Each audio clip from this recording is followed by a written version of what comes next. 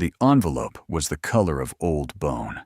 Not white, not cream, but something in between, the particular shade of paper that has been stored in a drawer for too long, pulled out only for things that cannot be said out loud.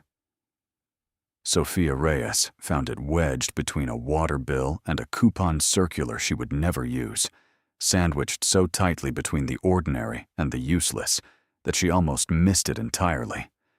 She stood in the lobby of the Eastgate Arms apartment complex, still wearing the gray uniform of the Meridian Hotel, her name stitched in blue thread above her left breast pocket. Her feet ached with the particular deep throb that came from 7 hours of pushing a cleaning cart across marble floors. Her hair, dark and thick, had partially escaped the elastic she'd wrestled it into before her shift, and loose strands now clung to the side of her neck, where the sweat had dried. Lily was waiting for her upstairs. She always waited, perched at the kitchen table with her homework spread before her like a landscape she was trying to map. A glass of milk she'd poured herself, because Sofia had taught her to be capable. 8 years old, and already capable.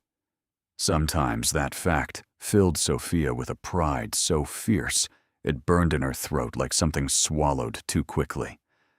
Other times, in the hours between 3 and 4 in the morning when the apartment was dark and honest, it just felt like evidence of everything she had not been able to give. She sorted the mail without looking at it. The water bill, she knew the number already, had it memorized the way you memorize the face of something that frightens you. The coupon circular went straight into the recycling bin bolted to the lobby wall. A medical summary from the clinic where Lily had her last checkup. A statement from the credit union that she held by its corner, on the way you hold something you know has gone bad. And then the envelope. She turned it over. The return address was printed in clean, precise type. Harwick and Associates, Attorneys at Law, 1400 Lakeshore Boulevard, Suite 900, Clearwater, Florida. The name on the front was hers, and it had been handwritten, which was unusual. The handwriting was old-fashioned, the letters formed with the deliberate care of someone who had learned penmanship in a time when penmanship was still taught. She stood there in the lobby beneath the flickering overhead light that maintenance had been promising to fix for 6 weeks, and she turned the envelope over again. Then she tucked it under her arm and took the stairs. Lily looked up when she came through the door. She had her mother's eyes, dark and serious, and her father's nose, which was the kind of detail that could make Sofia's chest tighten if she let it. Julio had been gone for 4 years now. Not dead, just gone. So gone in the slow way that was sometimes worse than dying because it kept leaving a trail. He sent money when he remembered, which was 3, sometimes 4 times a year. And each time it arrived, Sofia felt something complicated that she'd learned to name very specifically so she could set it aside. It was gratitude, layered over fury, layered over grief, in exactly that order. "You're late." Lily said it without accusation, just as information. 12 minutes. Sofia dropped her bag and sat at the table beside her daughter. I got stopped in the lobby. "Show me where you are." Lily turned her worksheet around. Long division. The numbers were neat, every digit formed with concentration, but the remainders were going wrong. Sofia pulled the paper toward her and looked at it for a moment. "The pencil is sliding at the 4th step. See? You're carrying the 2 when you shouldn't be." They sat together for 20 minutes working through it, and Sofia allowed herself to be entirely in that, to let the mail sit unopened in her bag and the water bill wait, and the credit union statement exist somewhere below the threshold of immediate consciousness. This was the practice she had developed over the years since Julio left, and the money stopped being reliable, and the apartment got smaller by increments. The practice of being completely present in whatever good thing was happening right now. Because good things had a way of being brief, and she had decided early on that she would not waste the brief ones, by worrying about the next bad thing. After dinner, after Lily was in bed with the nightlight on and the door open, the exact 2 inches that she required, Sofia sat at the kitchen table and opened the envelope. The letter was 2 pages, and it began the way letters from law offices always began, with a careful scaffolding of formal language designed to soften the blow of whatever came next. Dear Miss Reyes, it is with regret that we inform you of the passing of Rosalind Marguerite Vance, née Reyes, on October 14th of this year. Miss Vance passed peacefully at her home in Clearwater at the age of 79. As the attorney of record for Miss Vance's estate, I am writing to inform you that you have been named as a beneficiary in her last will and testament. Sofia set the letter down. Rosalind. She said the name aloud, quietly, and the sound of it brought back a specific memory with the sudden completeness of a photograph coming into focus. She had been 9 years old. It was Thanksgiving. Her mother's family had gathered at her grandmother's house in Tampa, the house with the avocado tree in the backyard and the screen door that never quite closed properly. And Rosalind had arrived late, announced by the sound of a car that had no business being in that neighborhood. Long and black and gleaming, and driven by someone hired to do the driving. She had swept into the kitchen wearing a dress that cost more than Sofia's mother made in 3 months, and she had embraced everyone with equal portions of warmth and distance, the way wealthy people sometimes do when they visit the family they have left behind. Sofia had watched her from the corner of the kitchen, holding a paper cup of apple juice, from studying this woman who had grown up in the same Tampa neighborhood as her mother, but had somehow ended up somewhere else entirely. Rosalind had married Franklin Vance when she was 24. Franklin had been old money, the kind of money that didn't need to talk about itself because it was simply present, like weather. They had lived in Clearwater in a house that Sofia had seen only in photographs. Franklin had died 12 years ago. Rosalind had stayed in the house, kept his name, to manage his estate. There had been cards at Christmas for a while, and then the cards had stopped, and the silence had simply become the texture of things, the way silences do when both sides are too busy surviving to maintain the bridge between them. Sofia picked the letter back up. Miss Vance's estate consists primarily of the property located at 1717 Pelican Shore Drive, Clearwater, Florida, which has been bequeathed to her stepson, Marcus Vance. Personal financial assets have been distributed according to the terms of the will, portions of which have already been executed. Her eyes moved down the page.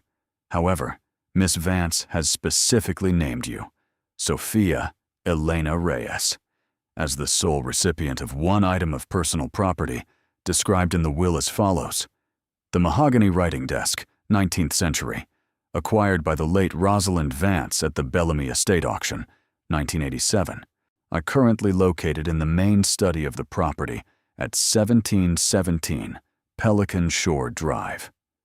Sofia read that sentence twice, then a third time. A desk. Rosalind Vance had lived in a waterfront house in Clearwater for 50 years and had died in possession of whatever Franklin Vance's money had accumulated across 4 decades of investment and inheritance and property ownership, and what she had left her niece, a niece she had not spoken to in 7 years, was a desk. Sofia sat with this for a long moment. The apartment was very quiet. From Lily's room, she could hear the soft, even rhythm of her daughter's breathing, which carried even through the thin walls because Sofia had spent 8 years learning to hear it, the way mothers learn to hear things that matter. She turned back to the letter. The desk has been appraised by the estate for purposes of distribution at $200. We note, per the estate's records, that the piece sustained damage at some point and is in need of restoration. Please contact our office at your earliest convenience to arrange collection. The will stipulates that the item must be collected within 30 days of notification, or it will be disposed of with other unclaimed estate property. $200. Sofia folded the letter with the careful deliberateness of someone folding something they don't want to crumple. She set it on the table and looked at the kitchen around her. The linoleum was lifting at the corner by the refrigerator. The cabinet under the sink didn't close all the way, since she'd had to fix the pipe herself 6 months ago and hadn't gotten the alignment quite right. The window above the sink had a crack in the lower left corner. She had sealed with tape that was already yellowing. $200 and a desk she didn't have room for. She got up, went to the sink, and ran cold water over her wrists, the way she did when she needed to slow herself down. And then she stood at the window and looked at the parking lot below, lit by a single lamp that cast everything in amber. And she thought about Rosalind. Thought about the way she had swept into that Thanksgiving kitchen like she had come from a different weather system. Thought about the dress. Thought about the car. Thought about how Rosalind had knelt down at some point during that afternoon and looked at 9-year-old Sofia with an expression that Sofia had never quite been able to name. Not pity, not condescension, but something more complicated, something almost like recognition. She went back to the table and read the letter one more time. Then she found the attorney's card tucked inside the envelope and set it beside the letter, where she would see it in the morning. The next day, she called from the employee break room at the Meridian during her lunch break, seated at the Formica table with her sandwich untouched and the noise of the kitchen coming through the wall. Harwick and Associates, how may I direct your call? The voice was pleasant and institutional, the kind of pleasant that cost $30 an hour. Sofia Reyes. I received a letter about the estate of Rosalind Vance. There was a pause, the sound of a keyboard. One moment, Miss Reyes. I'll connect you with Mr. Harwick. The man who came on the line had the measured cadence of someone who had delivered both good news and bad news many times, and had learned not to betray which one was coming. Gerald Harwick, he said. Miss Reyes, thank you for calling. I trust you received our letter. I did. She kept her voice even. I have a few questions about the desk, of course. Harwick's tone shifted slightly, took on a careful quality. I want to be straightforward with you, Miss Reyes. The desk was valued at $200 by the estate appraiser. It's an older piece, 19th century construction, and it was damaged at some point. There's a broken panel on the right side. The veneer on the writing surface is lifting in places, and one of the drawer runners has collapsed. It would need significant restoration work to be usable. Sofia pressed the phone against her ear. Why did she leave it to me? Why specifically me? A pause. Miss Vance's instructions were clear on that point. She said, and I'm reading from her notes here, that she wanted Sofia to have the desk because Sofia would know what to do with it. Her words exactly. Sofia felt something move through her that she didn't have a precise name for. She would know what to do with it. The will also contains a personal note addressed to you.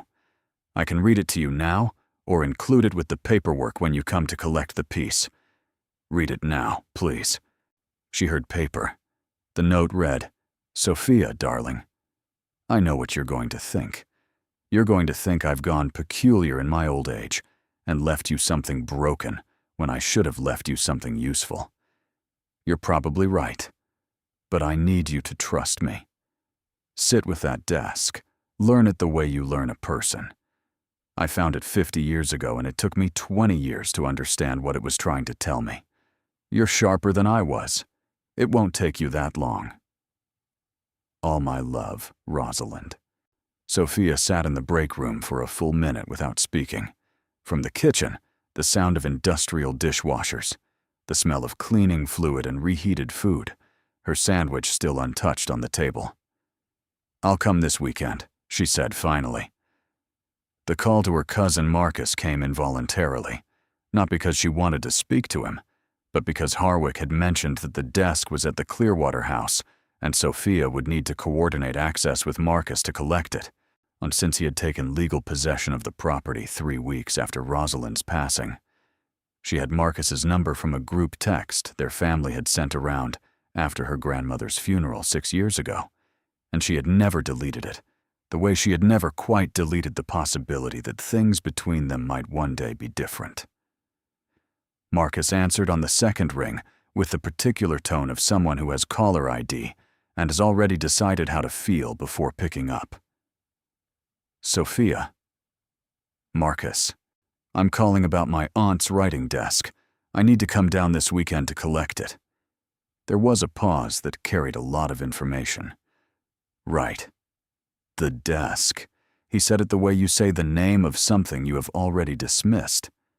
Listen, Sofia, I'll be honest with you. I really think you should reconsider making that trip. It's not worth your time. The thing is basically kindling at this point. It was left to me. I'm aware of that. Believe me, if Harwick hadn't made me read the whole will out loud, I'd have thrown that clause out as a misprint. Marcus's voice had the polished ease of someone who had grown up with money and had learned to use pleasantness as a kind of management tool.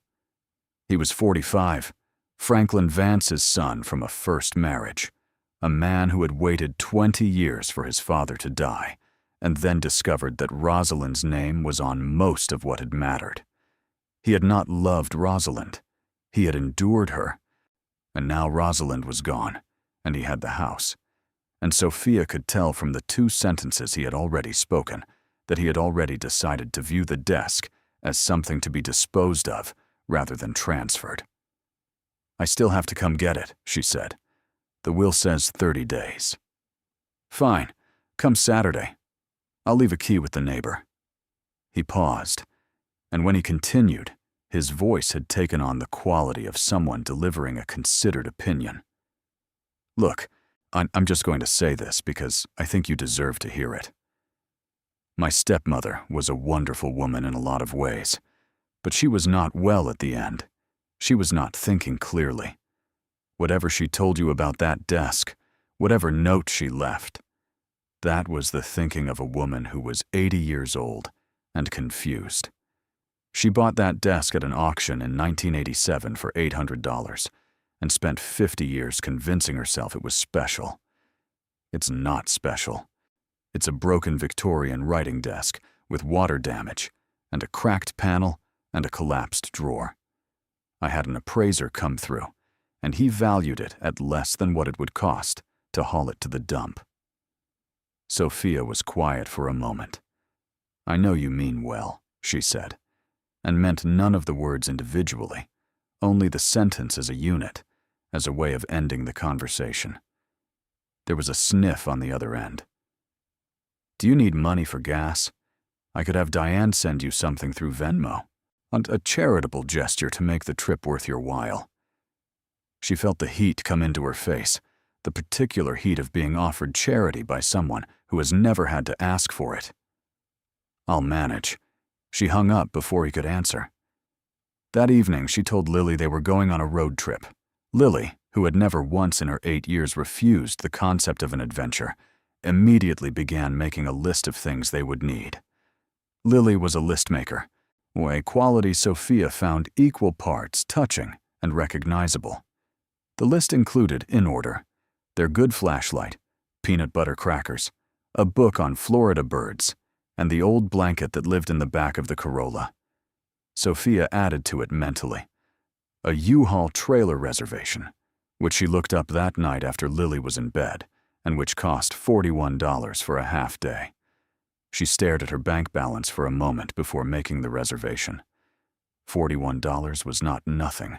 It was the difference between this month's grocery runs landing clean and requiring a calculation. But Rosalind had left her a desk, and whatever the desk was or wasn't, it had been left deliberately. And Sofia had learned long ago that deliberate things deserved attention.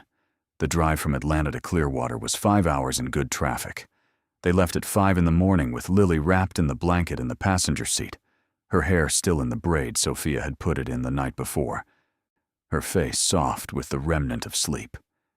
The highway rose up out of the city in the dark, the skyline receding in the rearview mirror like a thought you've decided to let go.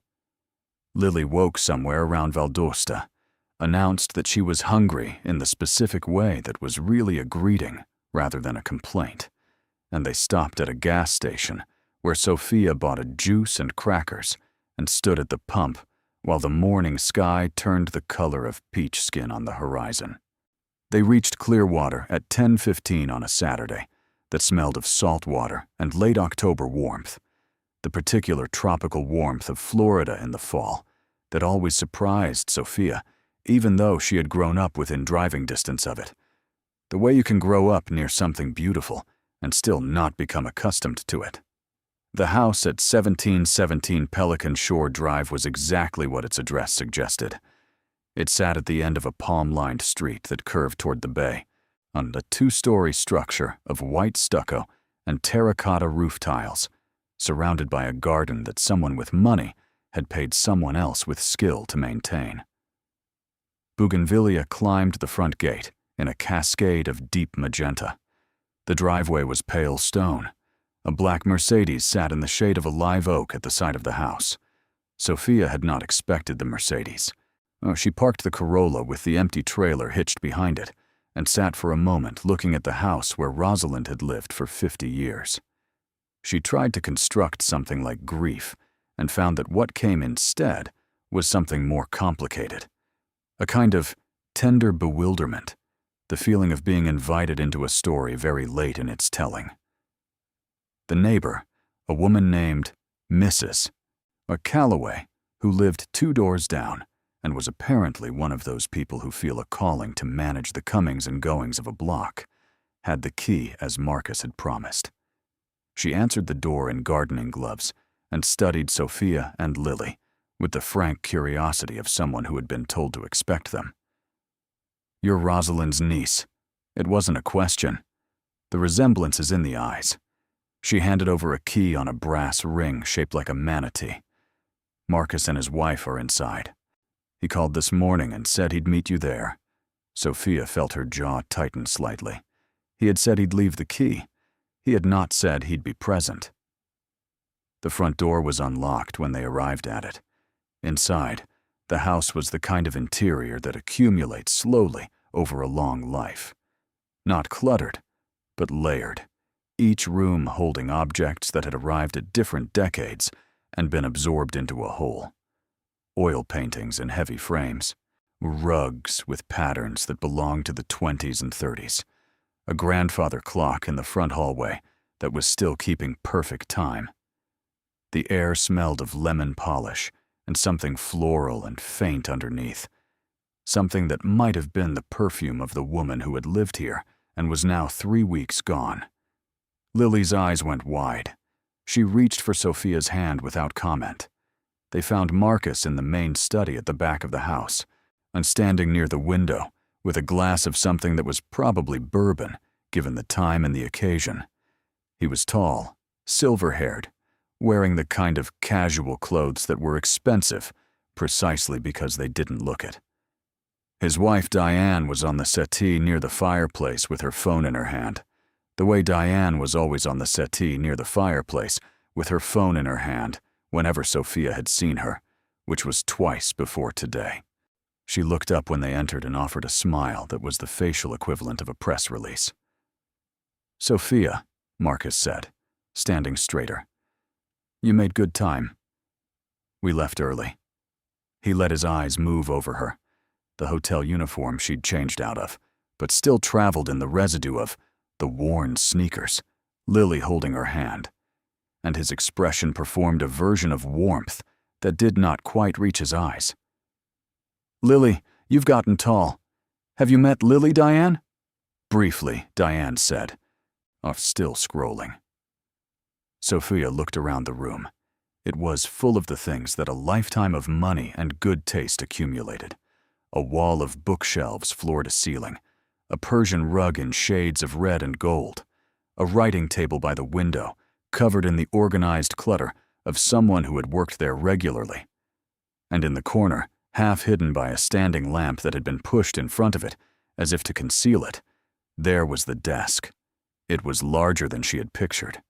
The photographs in Harwick's documentation had given her a general shape, but the reality of it was something different. Even from across the room, even in its damaged state, even partially obscured by the careless placement of the lamp, it had a presence that the photographs had not conveyed. Mahogany, deep reddish brown, the wood worn to a glow in some places by decades of handling. The legs were turned with the ornate precision of Victorian craftsmen who had not yet learned to be economical about detail. The top was fitted with small brass fittings on the drawers, tarnished now to a dark olive, and the green leather of the writing surface had lifted and cracked along the edges, rolling back like the corner of a page, revealing the wood beneath. The damage was evident. The right side had a panel cracked diagonally, so the wood split along the grain in a way that suggested something heavy had been pressed against it for too long. One of the legs showed a repaired crack that had been badly glued, the repair obvious and clumsy, the work of someone who had valued function over aesthetics, or had been in too much of a hurry to do it properly. There were water rings on the surface of one of the upper drawers, where something wet had sat for long enough to leave a permanent signature. But underneath all of that, underneath the damage and the neglect and the visible proof of 100 years of being moved and stored and forgotten and rediscovered, there was something about the desk that arrested Sofia's attention in a way she hadn't expected. Something that she stood looking at for longer than made sense while Marcus talked. As you can see, it's not in great shape. He was beside her now, gesturing at the piece with the authority of a man who has already decided something. The appraiser called it a mid-range Victorian writing desk, possibly English, possibly Belgian, he wasn't sure. The kind of thing you'd find in any estate sale. He pointed to the cracked panel. That damage alone would cost more to repair than the desk is worth. And the leather needs complete replacement. To be honest, Sofia, the charitable thing Rosalind could have done was sell the thing years ago and leave you the money. Sofia stepped toward the desk. May I? It's yours, technically. I'd be my guest. She moved the standing lamp aside, and for the first time the desk was fully visible. In the light from the study window, the mahogany caught the sun at an angle, and something happened to the color of the wood. It deepened, shifted from reddish brown to something approaching burgundy, a warmth that seemed to come from within the wood rather than from the surface. She stood very still for a moment, looking at it.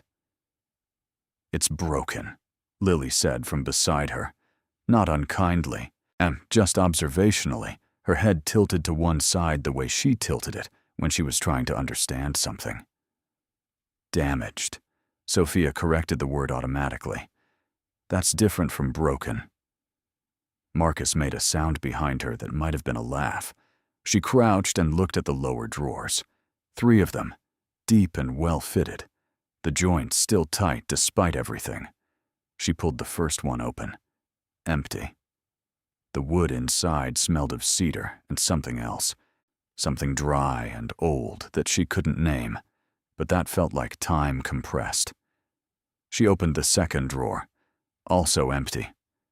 The third was the one with the collapsed runner, and it came out at an angle, jamming after 3 inches of travel. She knelt down and looked into the opening where the drawer had been. The interior of the desk cavity was clean, the wood showing its age but sound. She ran her hand along the interior wall of the cavity. Her fingers moved across the smooth surface and then stopped. She pressed again. There was a seam, barely perceptible, running in a perfect vertical line from the top of the cavity to the bottom, precisely centered on the back wall. Not a manufacturing gap, not a place where 2 pieces of wood had been joined in the normal course of construction. This was the kind of line that only exists if it was meant to be there. Sofia sat very still for a moment, with her hand pressed against the inside wall of the desk cavity, her fingers resting against that invisible seam. Lily was looking over her shoulder, curious. What is it, Mama? I don't know yet. She kept her voice completely neutral. She withdrew her hand and stood, and she turned back to Marcus with an expression she had practiced enough times to know it was unreadable. I'll take it, she said. Marcus raised an eyebrow. Of course you will. He said it with the mild amusement of someone watching a person carry home something they'll regret. Did you bring a dolly? It's in the trailer. He watched her and Lily work for 45 minutes, maneuvering the desk out of the corner with the careful deliberateness of people who cannot afford to damage something further. It was heavier than it looked. Much heavier. Sofia noted this without comment and filed it away. At one point, Marcus came to stand in the study doorway, bourbon still in hand. You know, he said, in the conversational tone he used for things he had already decided, Rosalind left you that desk instead of money. I just want to make sure you understand what that means. She had options. She chose the desk. I've always thought that said something about how she saw you, about what she thought you were prepared to handle. Sofia looked up at him from where she was kneeling beside the desk, wrapping one of the legs in the packing blanket she'd brought. I'm sure you're right, she said. He seemed to expect more. When she didn't give it, he set his glass on the mantelpiece and left the room. Diane appeared in the doorway a few minutes later, her phone finally put away, an expression of something approaching genuine sympathy on her face. Don't let him bother you. He's been difficult since the reading of the will. He expected more than he got, and he needs somewhere to put that. And you're the easiest target because you're not here to fight back. Sofia continued wrapping the leg. I appreciate that. Diane hesitated. For what it's worth, Rosalind talked about you. Not often, but she did. She said you were the only one in the family who never asked her for anything. She looked at the desk. She really loved that piece. I never understood why. It just looked like an old, broken desk to me. Sofia tied off the packing blanket. Me neither, she said, and meant it. Satan did not say anything else. They loaded the desk into the trailer with the desk on its back, all 4 legs pointing at the sky, the way Sofia had learned from a furniture restorer she'd briefly dated 3 years ago was the safest way to transport old pieces. She secured it with 2 ratchet straps, checked the tension twice, and then stood at the back of the open trailer for a moment, looking at the underside of the desk. From this angle, with the desk inverted and the drawer cavity exposed, the cavity that held that invisible seam, she could see something she had not been able to see from the upright position. The back panel of the desk, the exterior back, which in normal use would sit against a wall and be invisible, had a seam of its own. Running horizontally, halfway up, precise and clean. Not a manufacturing joint, not a repair. Something else. She stood there for a long moment in the heat of the Clearwater driveway, with the smell of the bay coming in off the water and the bougainvillea burning magenta over the gate, and she felt the first pulse of something she had not felt in a very long time. It was the feeling she associated with the moment just before you understand something. The moment when the pieces are all present, but you haven't yet seen the pattern they make. A feeling of standing at the edge of something that goes deeper than you expected. She closed the trailer. Lily came to stand beside her, and her hand found Sofia's. Is it a good desk, Mama? Sofia looked at the trailer, and at the cracked panel visible through the slats, and at the tarnished brass fittings catching the Florida light.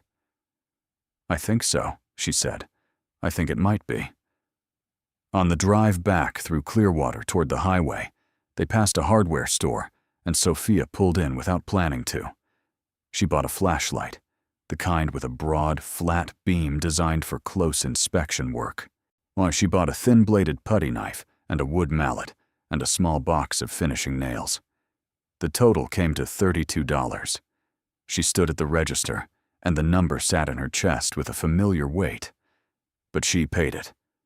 And she put the bag in the back seat and got back on the highway and drove north with the trailer behind her, and Lily dozing in the passenger seat, and the late afternoon light coming in at an angle across the dash. And she thought about Rosalind in her Clearwater house, spending 50 years with a broken desk in the corner of her study. And she thought about the invisible seam in the cavity wall. And she thought about the horizontal seam on the back panel. And she thought about the weight of the desk, which was heavier than it should have been. Much heavier than it should have been for a damaged piece of Victorian furniture, with empty drawers and a collapsed runner and cracked veneer. She thought about all of it, and she drove, and she did not allow herself to arrive at any conclusions yet, because she had learned years ago that conclusions arrived at too quickly were the most expensive kind. They reached Atlanta at 9:45. Lily was genuinely asleep by then, and Sofia carried her up the stairs the way she still could, though barely, and got her into bed without waking her. She left the trailer locked in the parking lot because she had no help to unload it tonight, and because the desk wasn't going anywhere. She stood in the kitchen for a while after, at the window above the sink with its cracked corner sealed with yellowing tape, looking at the parking lot below where the trailer sat under the amber light. The water bill was still on the counter. The credit union statement was still in her bag. The medical summary from Lily's clinic was still waiting to be filed, and all of that was still exactly where she had left it. She took Rosalind's letter from her bag and read it one more time. Sit with that desk. Learn it the way you learn a person. I found it 50 years ago, and it took me 20 years to understand what it was trying to tell me. Sofia set the letter down. She looked at her hands, at the calluses on her palms from the cleaning cart, Bondo at the small scar on her left index finger, where she'd caught it on a luggage rack in 2019, and the hotel's first aid kit had been out of proper bandages. 20 years, Rosalind had said. Sofia didn't have 20 years. She thought about the water bill and the credit union statement, and the hotel uniform hanging on the back of the bathroom door, and she thought about Lily making lists of what they'd need for road trips, and she thought very carefully and very honestly about exactly how much time she had. Then she put the letter away and went to bed. She was up at 5 in the morning.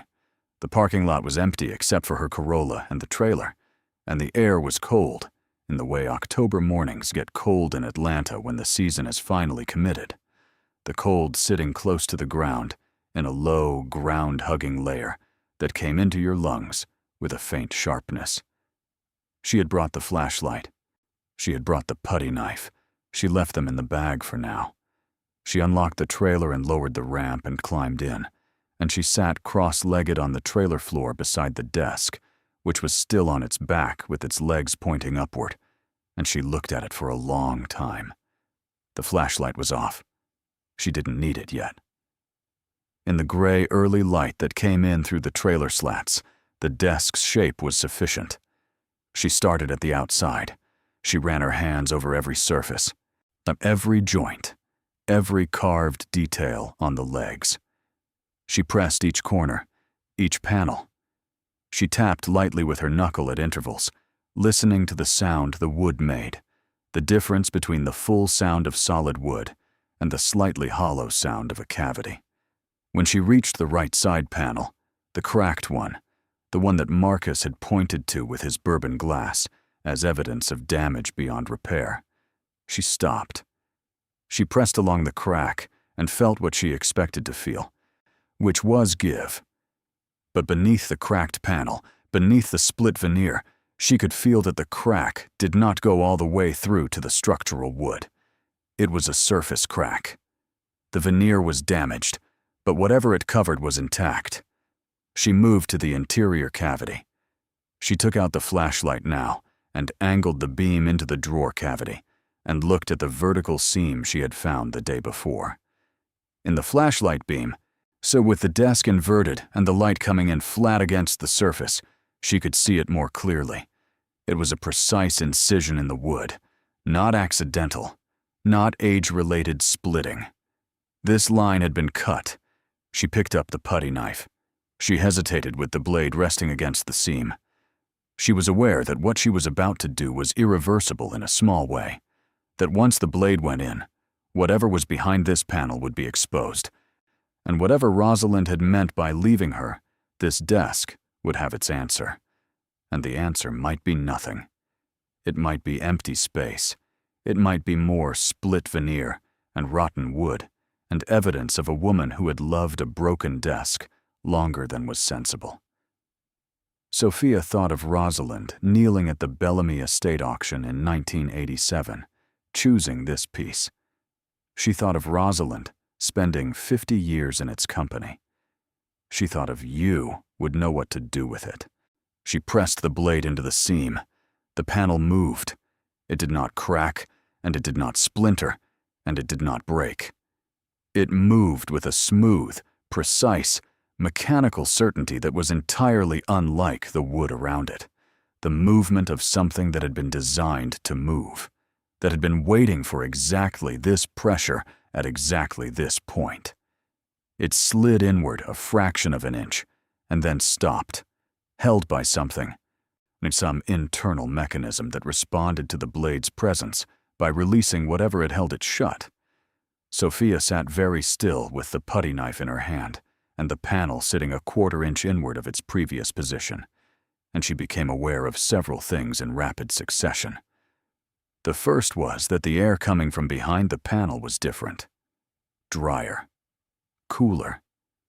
The specific, controlled chill of an enclosed space that had been sealed against humidity for a very long time. The second was the sound.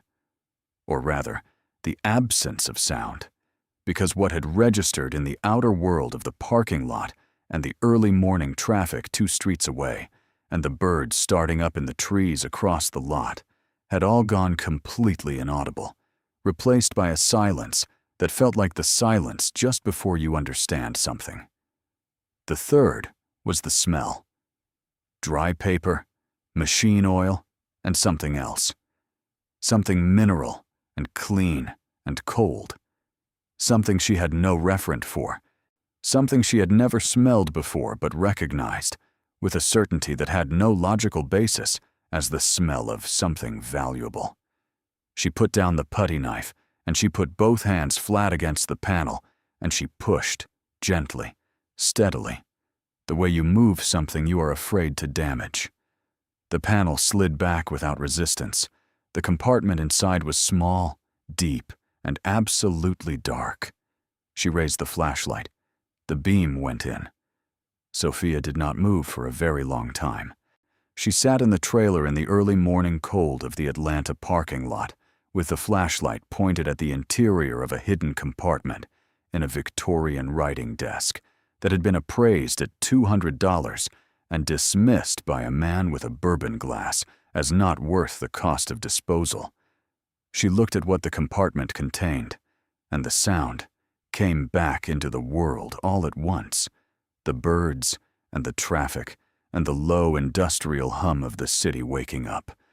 And she became aware that her hands were completely steady and her breathing was slow and even, the way it sometimes got in the moments when reality shifted so completely that the body simply had to choose between stillness and collapse. She chose stillness. She reached into the compartment and very carefully closed her hand around the object nearest her fingers, and she drew it out into the morning light. It was a velvet pouch, small, the size of a closed fist, uncinched at the top with a drawstring of darker velvet that had dried and stiffened with age. The fabric was deep green, the color of pine needles in winter, and it was soft in a way that suggested it had been handled many times over many years before being placed here and sealed away. Sofia held it in the flat of her palm and looked at it for a moment, at the way it sat in her hand, with a weight that was wrong for its size, a density that the pouch itself could not account for. She looked back at the compartment. There were more of them. She could see at least 4, maybe 5, seated in the compartment in a row, like books on a shelf. Each one a slightly different size, each one the same deep green velvet, each one cinched at the top with the same dried drawstring. And behind them, in the darkness that her flashlight beam barely reached, the suggestion of more, of something larger, something flat and hard, but some other category of object that the pouch-sized things were only the beginning of. Sofia sat with the first pouch in her palm and did not open it immediately. She was aware of a discipline she was imposing on herself, a deliberateness, the way she moved through the careful parts of her life, through the parts that required her to go slowly because going quickly would cost more than she had. She had learned this about herself the hard way in the years after Julio left, when the instinct had been to move fast, to make decisions immediately, to outrun the circumstances by the sheer force of motion. What she had learned instead was that stillness was its own kind of speed, that you could cover ground faster by stopping first and looking. She looked at the pouch. She felt its weight. She pressed it gently between her fingers and felt, through the velvet, hard, irregular shapes, dozens of them, small, faceted, with the specific sensation of small things that had been cut with precision. She pulled the drawstring open. In the flat morning light that came through the trailer slats, turning everything gray and neutral and honest, she poured a portion of the contents into her palm. Diamonds, raw diamonds, some of them, the color of water and ice, their surfaces catching even the diffuse early light and throwing it back in fractured pieces. And cut diamonds, among them, faceted stones with the particular geometry of professional work, brilliant cuts, cushion cuts, one large stone with the kind of elongated shape that she had seen only in jewelry store windows when she passed them. She was not a gemologist. She was a hotel housekeeper from Atlanta who had grown up in Tampa and gotten a cosmetology license she never used and spent the last 8 years building a life from the materials available to her. She knew nothing about diamonds in any technical or professional sense, but she was not confused about what she was looking at. She poured the stones back into the pouch very carefully, watching each one, counting the larger ones without meaning to. She counted 11 large stones before she stopped counting, because counting without expertise was a way of constructing a number that meant nothing. She cinched the drawstring closed and set the pouch on the trailer floor, and she reached back into the compartment. She took out each pouch in turn, one by one, setting them in a row on the trailer floor beside the first. There were 6 pouches. Each one was heavy. Each one made its particular sound when she pressed it gently, the soft, shifting collision of stone against stone. She did not open the others. One was enough for now. Well, one was enough to understand the general nature of what she had found. Behind the pouches, filling the back of the compartment, were flat-wrapped packages. They were wrapped in a heavy, waxy paper that had darkened with age to a deep amber, tied with twine. She counted 7 packages. She lifted one. It was dense and flat, and unmistakably heavy, in the way that only one thing she knew of was heavy, and she knew from its dimensions and its weight what was almost certainly inside. She did not unwrap the packages. She sat on the trailer floor with the 6 velvet pouches in a row before her and the 7 wrapped packages beside them, and the beam of the flashlight illuminated them all in a circle of light that seemed, in that moment, unreal. A stage set, a movie prop, something belonging to a story that was happening to someone else. But her hands were on the trailer floor, solid and present, and her palms were damp. And somewhere above the parking lot, the birds were continuing their morning argument. And in the apartment upstairs, Lily was still sleeping in her braid. The reality of it settled into Sofia's body slowly, the way warmth enters cold hands, not all at once, but in degrees, working inward from the periphery. She placed all 13 objects back in the compartment in the same order she had found them. She pressed the panel closed until it clicked softly back into its seated position. She picked up the putty knife and the flashlight and climbed down from the trailer and locked it behind her. She stood in the parking lot in the early morning cold for a long moment.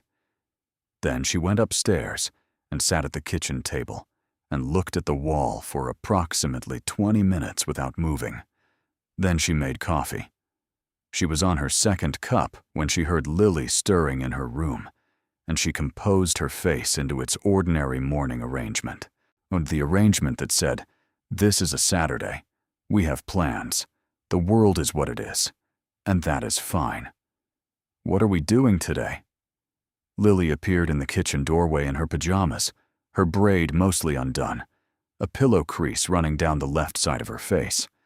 Sofia poured a small amount of coffee into a cup and added considerably more milk. "We're going to a library." Lily considered this. What kind of library? The kind with books. Sofia set the cup on the table. "Drink your milk. We'll leave in an hour." She needed information. Not from the internet, or not only from the internet, because information from the internet was fast and broad and useful, and also unverifiable in ways that mattered right now. She needed the kind of information that came from actual expertise, the kind you could hold in your hands and check against something real. She drove to the Atlanta Central Library branch on Carnegie Way and found the reference section and spent 90 minutes with a series of books about gemology, about the antique trade, about Victorian furniture, and about the history of estate auctions in the American South and Southeast. Lily was in the children's section and had found 3 books about horses, which would occupy her for the rest of the morning without intervention. What Sofia learned in that 90 minutes, Victorian writing desks of the type she had acquired, specifically the Davenport-style desk, a piece of furniture that had evolved from military use in the early 19th century into a standard fixture of upper-class British and American households, were occasionally manufactured with concealed compartments as a standard design feature, not as unusual modifications. The Victorian era had a particular fondness for hidden mechanisms in furniture, a fondness that was partly aesthetic and partly practical, rooted in a culture that maintained strong distinctions between the private and the public and needed physical spaces for private things. Some pieces had multiple compartments, some had false bottoms, some had spring-loaded panels operated by pressing specific points on the frame. The standard Davenport, she read, could conceal compartments of significant depth along the interior side panels, exactly where she had found the seam. She read about diamonds, the Bellamy estate auction, which Harwick's letter had mentioned as Rosalind's acquisition point, had been a significant sale in Clearwater in 1987. She found a brief reference to it in a Florida history of estate auctions, and a more detailed one in a library archive of Tampa Bay Times coverage from that year. The Bellamy family had been old Florida money, the kind that predated tourism and real estate speculation, rooted in citrus and shipping. The estate auction in 1987 had disposed of several generations of accumulated property following the death of the last Bellamy heir, a woman named Eleanor Bellamy, who had died at 93, childless, having outlived every person who might have expected an inheritance. The auction had included furniture, paintings, silver, and personal property.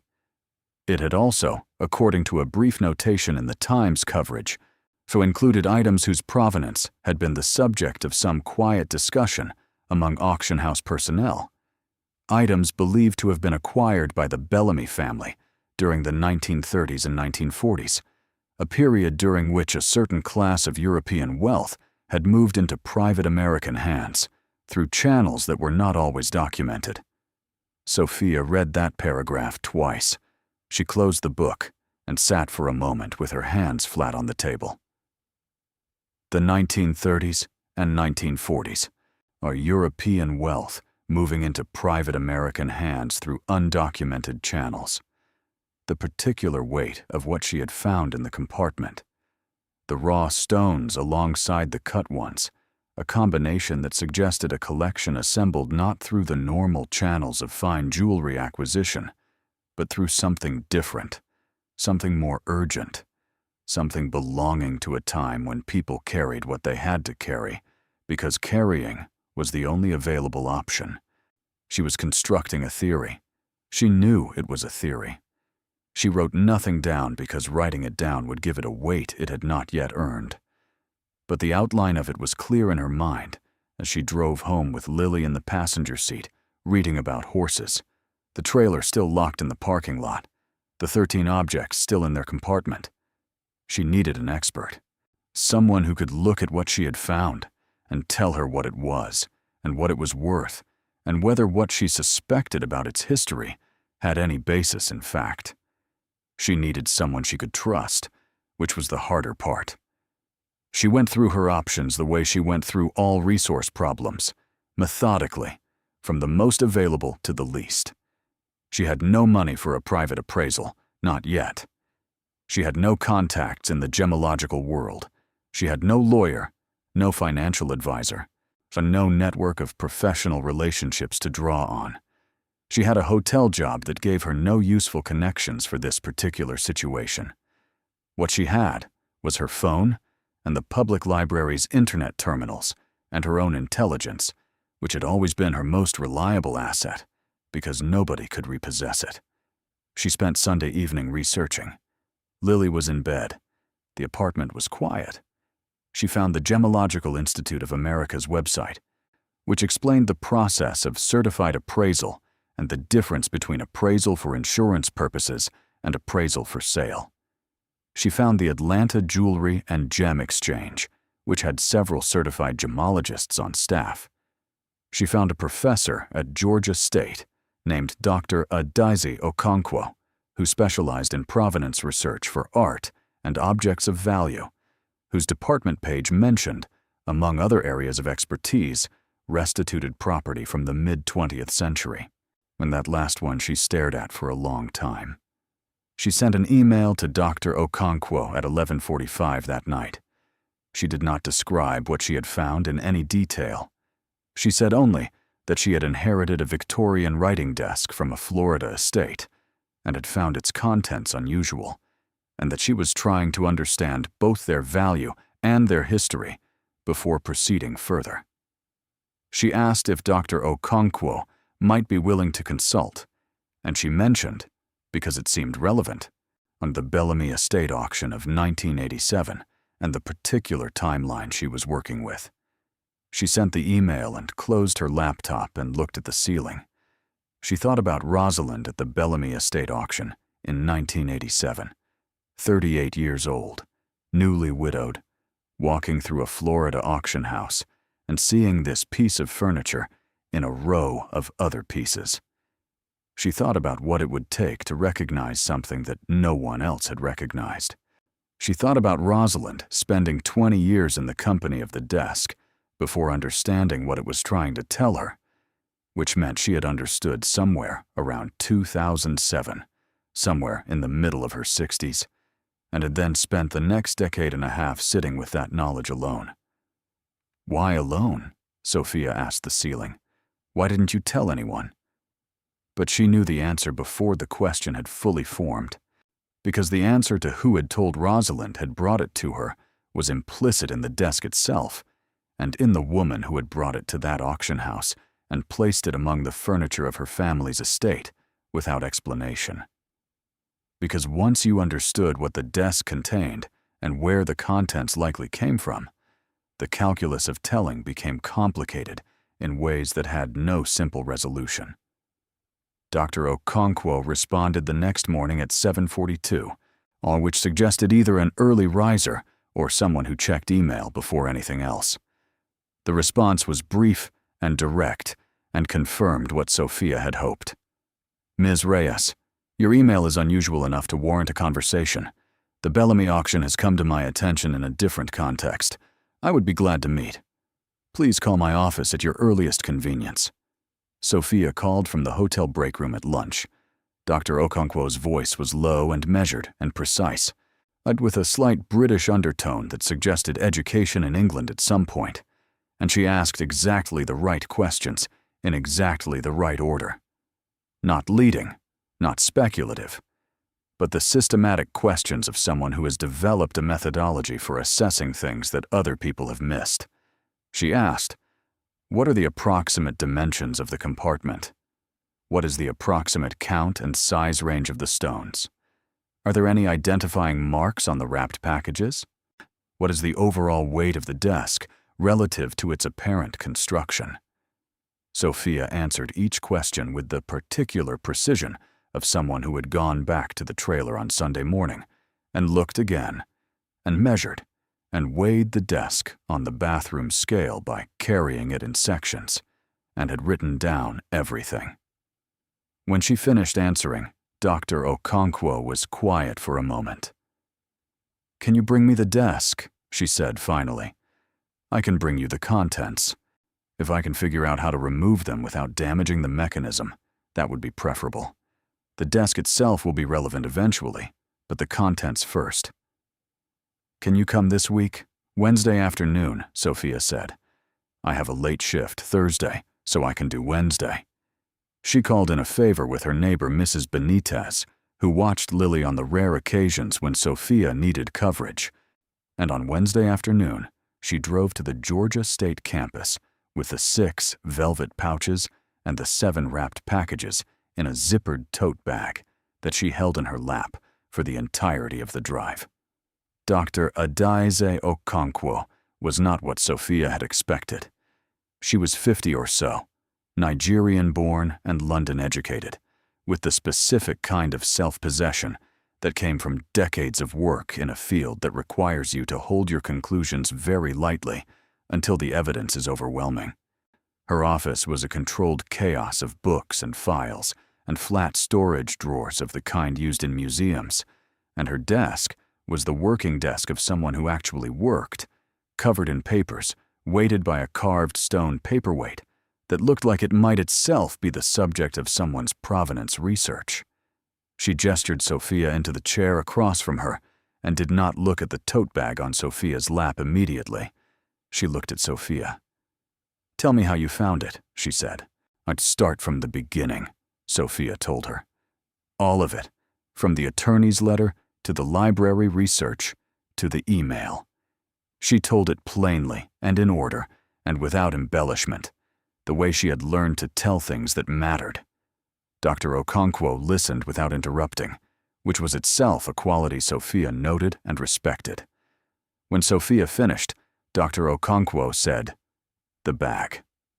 Sofia unzipped the tote and set the 6 pouches on the desk in a row, and then the 7 wrapped packages beside them.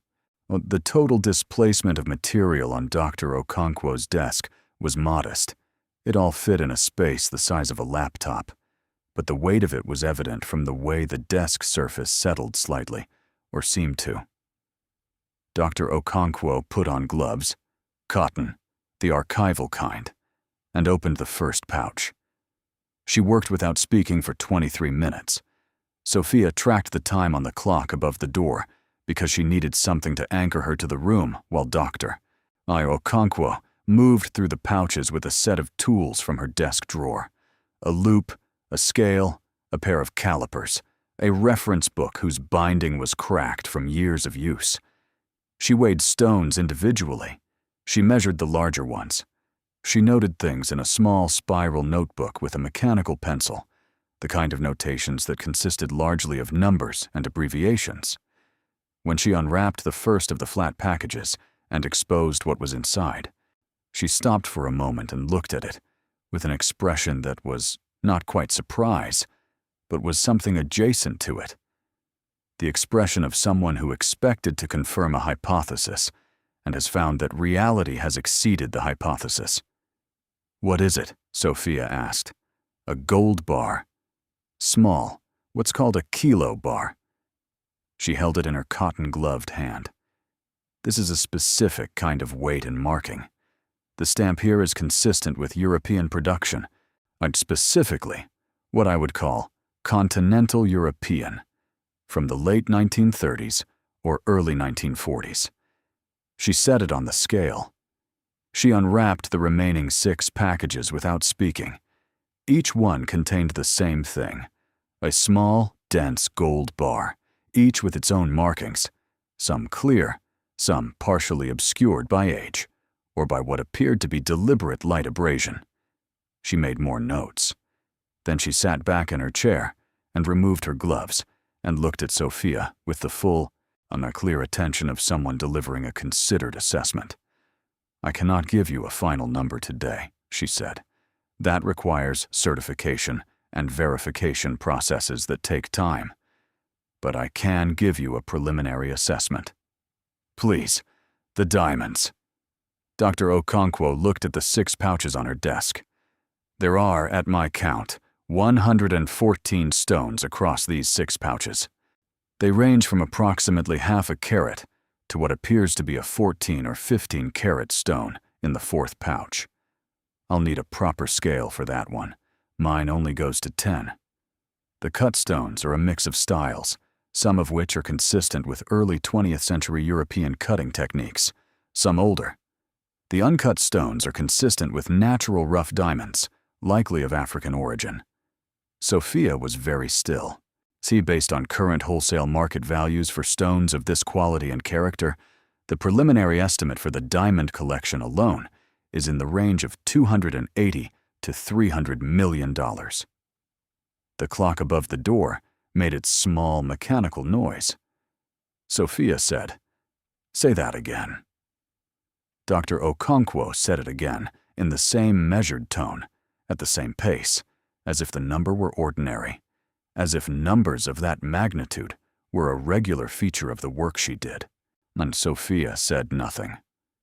The room continued to be the room. The clock continued to mark time. Dr. Okonkwo continued. "The gold bars are a different matter.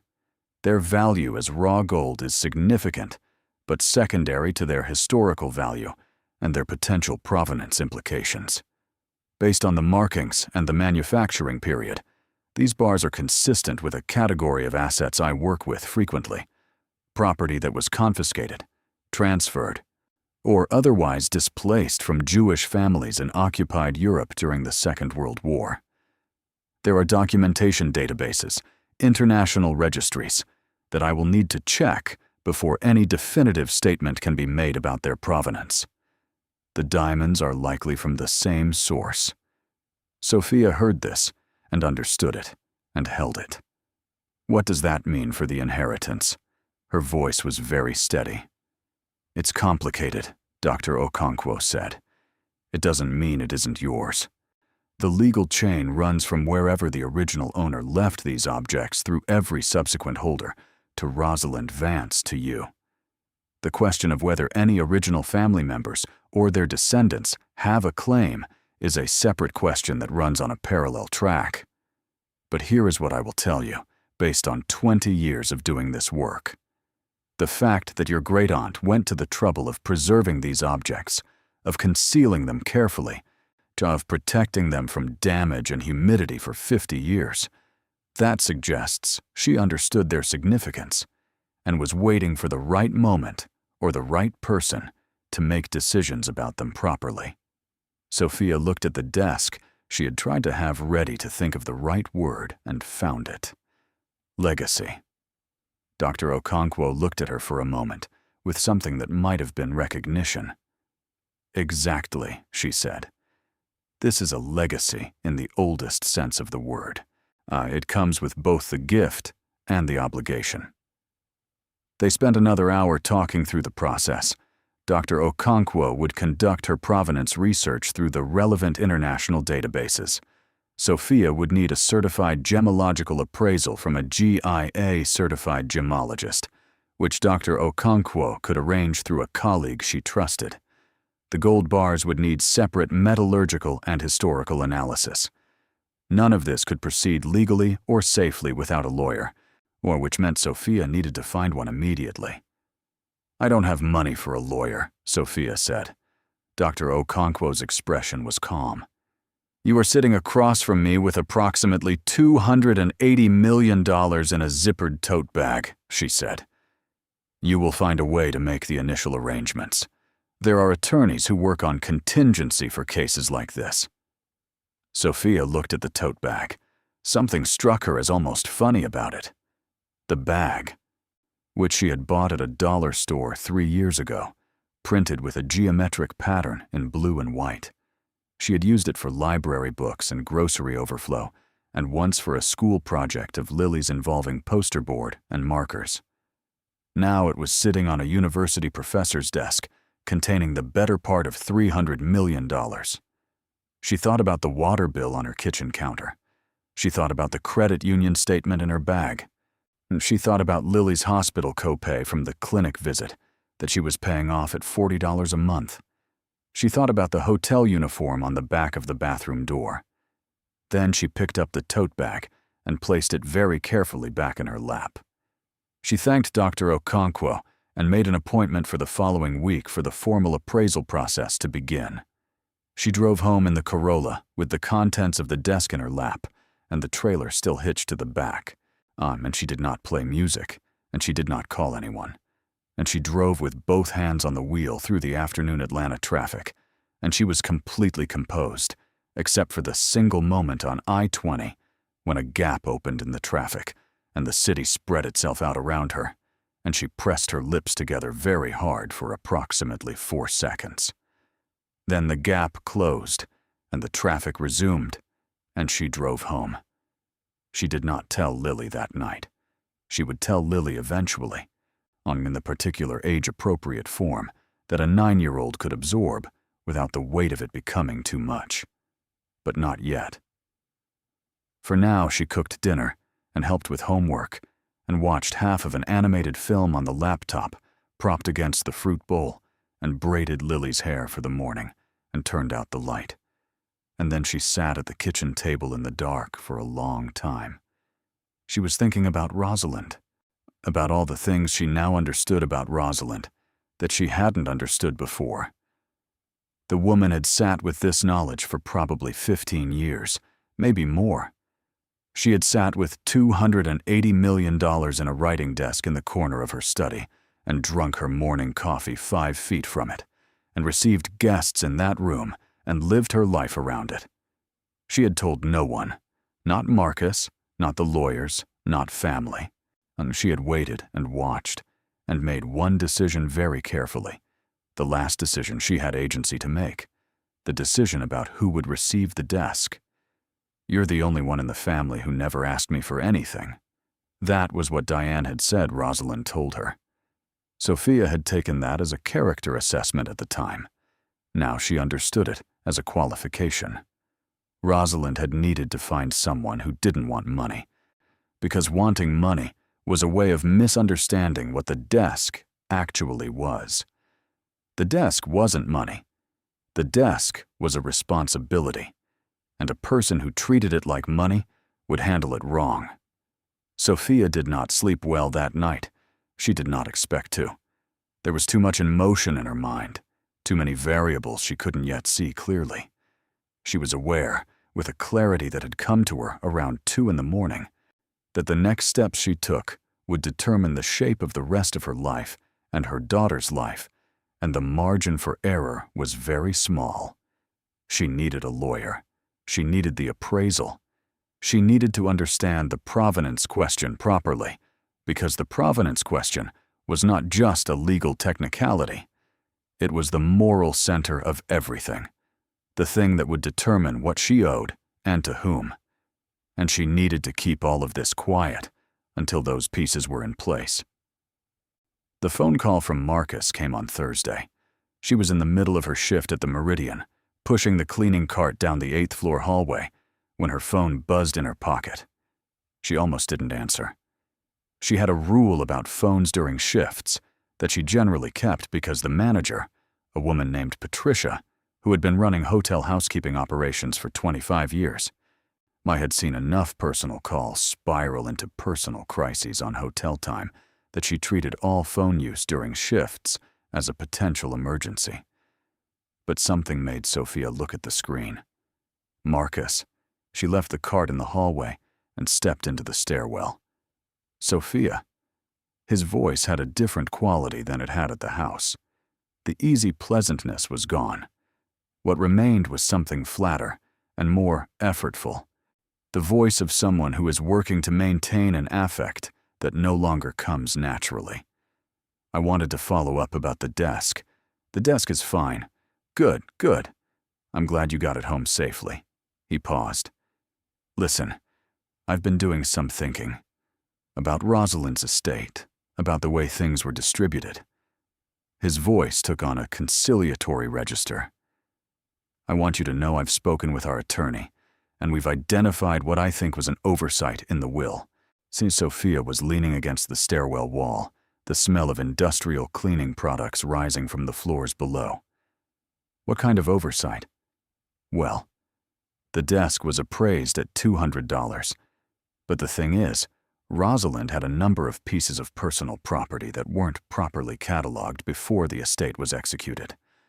Jewelry, primarily. We have reason to believe some of those pieces may have been stored, somewhat eccentrically, you know how Rosalind was, with or in other items, like furniture. He paused. I just want to make sure, for the sake of the estate's completeness, that if there's anything inside the desk that belonged to Rosalind's collection, we handle it properly, as estate property, rather than as an attachment to a specific bequest. Sofia said nothing for a moment. She was looking at the stairwell wall, at the painted cinder block, gray, institutional, precise in its blankness. Are you suggesting that something inside the desk belongs to the estate? I'm suggesting there might be a question about it. He let the pause breathe. Look, I'm not trying to cause trouble.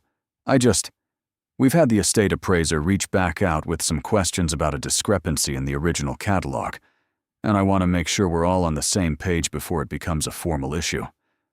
Before what becomes a formal issue, Marcus. Another pause. A different quality to this one. This one had weight. Sofia, I know your circumstances. I know things have been difficult. I'm trying to give you an opportunity to have this conversation with me directly, rather than through lawyers, which is always more expensive and more unpleasant for everyone. I appreciate that, Sofia said. So, if there's anything in the desk, there's a desk, Marcus. That's what Rosalind left me. A desk. She hung up. She stood in the stairwell for 3 full minutes, breathing through the options. Then she went back into the hallway and finished her shift without stopping again. That evening, she called the number Dr. Okonkwo had given her. It belonged to an attorney named Constance Webb, who did estate and probate law, with a specialization in contested bequests and asset recovery, and who had worked with Dr. Okonkwo on 2 previous cases involving the kind of provenance questions that Sofia was now sitting in the middle of. Constance Webb answered her own phone, which Sofia found immediately reassuring. I've been expecting your call, Constance Webb said. Adai's told me you might reach out. I need to understand my legal position, Sofia said. You're in a stronger position than you might think, said Constance Webb. Walk me through everything from the beginning. Sofia walked her through it, all of it, including Marcus's call that evening and the specific language he had used. Estate property, formal issue, discrepancy in the original catalog. And Constance Webb listened with the quality of listening that very good lawyers have, which is the quality of someone building a structure in their mind while the other person speaks, fitting each piece into a framework that was forming in real time. When Sofia finished, Constance Webb said, He doesn't know what's in the desk. He suspects something is there, but he doesn't know what. Otherwise, he wouldn't be calling you. He'd already be in court. That was my read, Sofia said. Good. While your instincts are sound, here's where you stand. The bequest is specific and legally executed. The desk was transferred to you as an item of personal property. Everything contained within that desk at the time of transfer is yours. Contents of a bequeathed item pass with the item unless the will specifically enumerates them separately, which it does not. The desk and its contents are yours by law. But the provenance question is a separate track. Constance's voice was precise. If the stones and the gold have a documented provenance, that links them to identifiable families or individuals who were dispossessed during the Holocaust, then there is an established international legal framework for restitution claims. You may have a moral and potentially legal obligation to participate in that process, but that does not affect your ownership claim under your aunt's estate. Those are two different questions, and we handle them in sequence, not simultaneously. Sofia exhaled slowly. What about Marcus? If he pursues a legal challenge to the bequest, he'll lose. But legal challenges don't have to succeed to be damaging. They can delay and complicate and cost. So our first priority is to establish, formally and on record, what the desk contains and its full valuation. Once that's documented and in the hands of multiple certified professionals, a challenge becomes significantly less viable. When can we meet? Sofia asked. Tomorrow, said Constance Webb. My office, 9 in the morning. Bring everything. Sofia said, I'll be there. She sat at the kitchen table after the call with the tote bag on the chair beside her, the same blue and white dollar store bag, and she thought about what Constance Webb had said. Your ownership claim is sound. And she thought about what Dr. Okonkwo had said.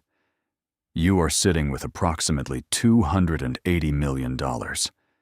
And she thought about what Rosalind had written. You would know what to do with it. She was beginning to understand what Rosalind had meant. Not just the practical what, the appraisals, the lawyers, the careful sequencing of information, but the deeper what. The what that Rosalind had spent 50 years working out for herself and had finally decided to hand to someone else to complete. This was not just about what the desk was worth. It was about what the desk meant.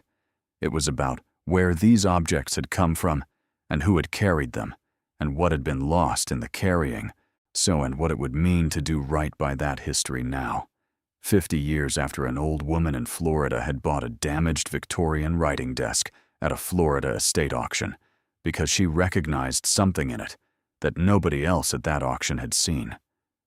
Sofia looked at the tote bag.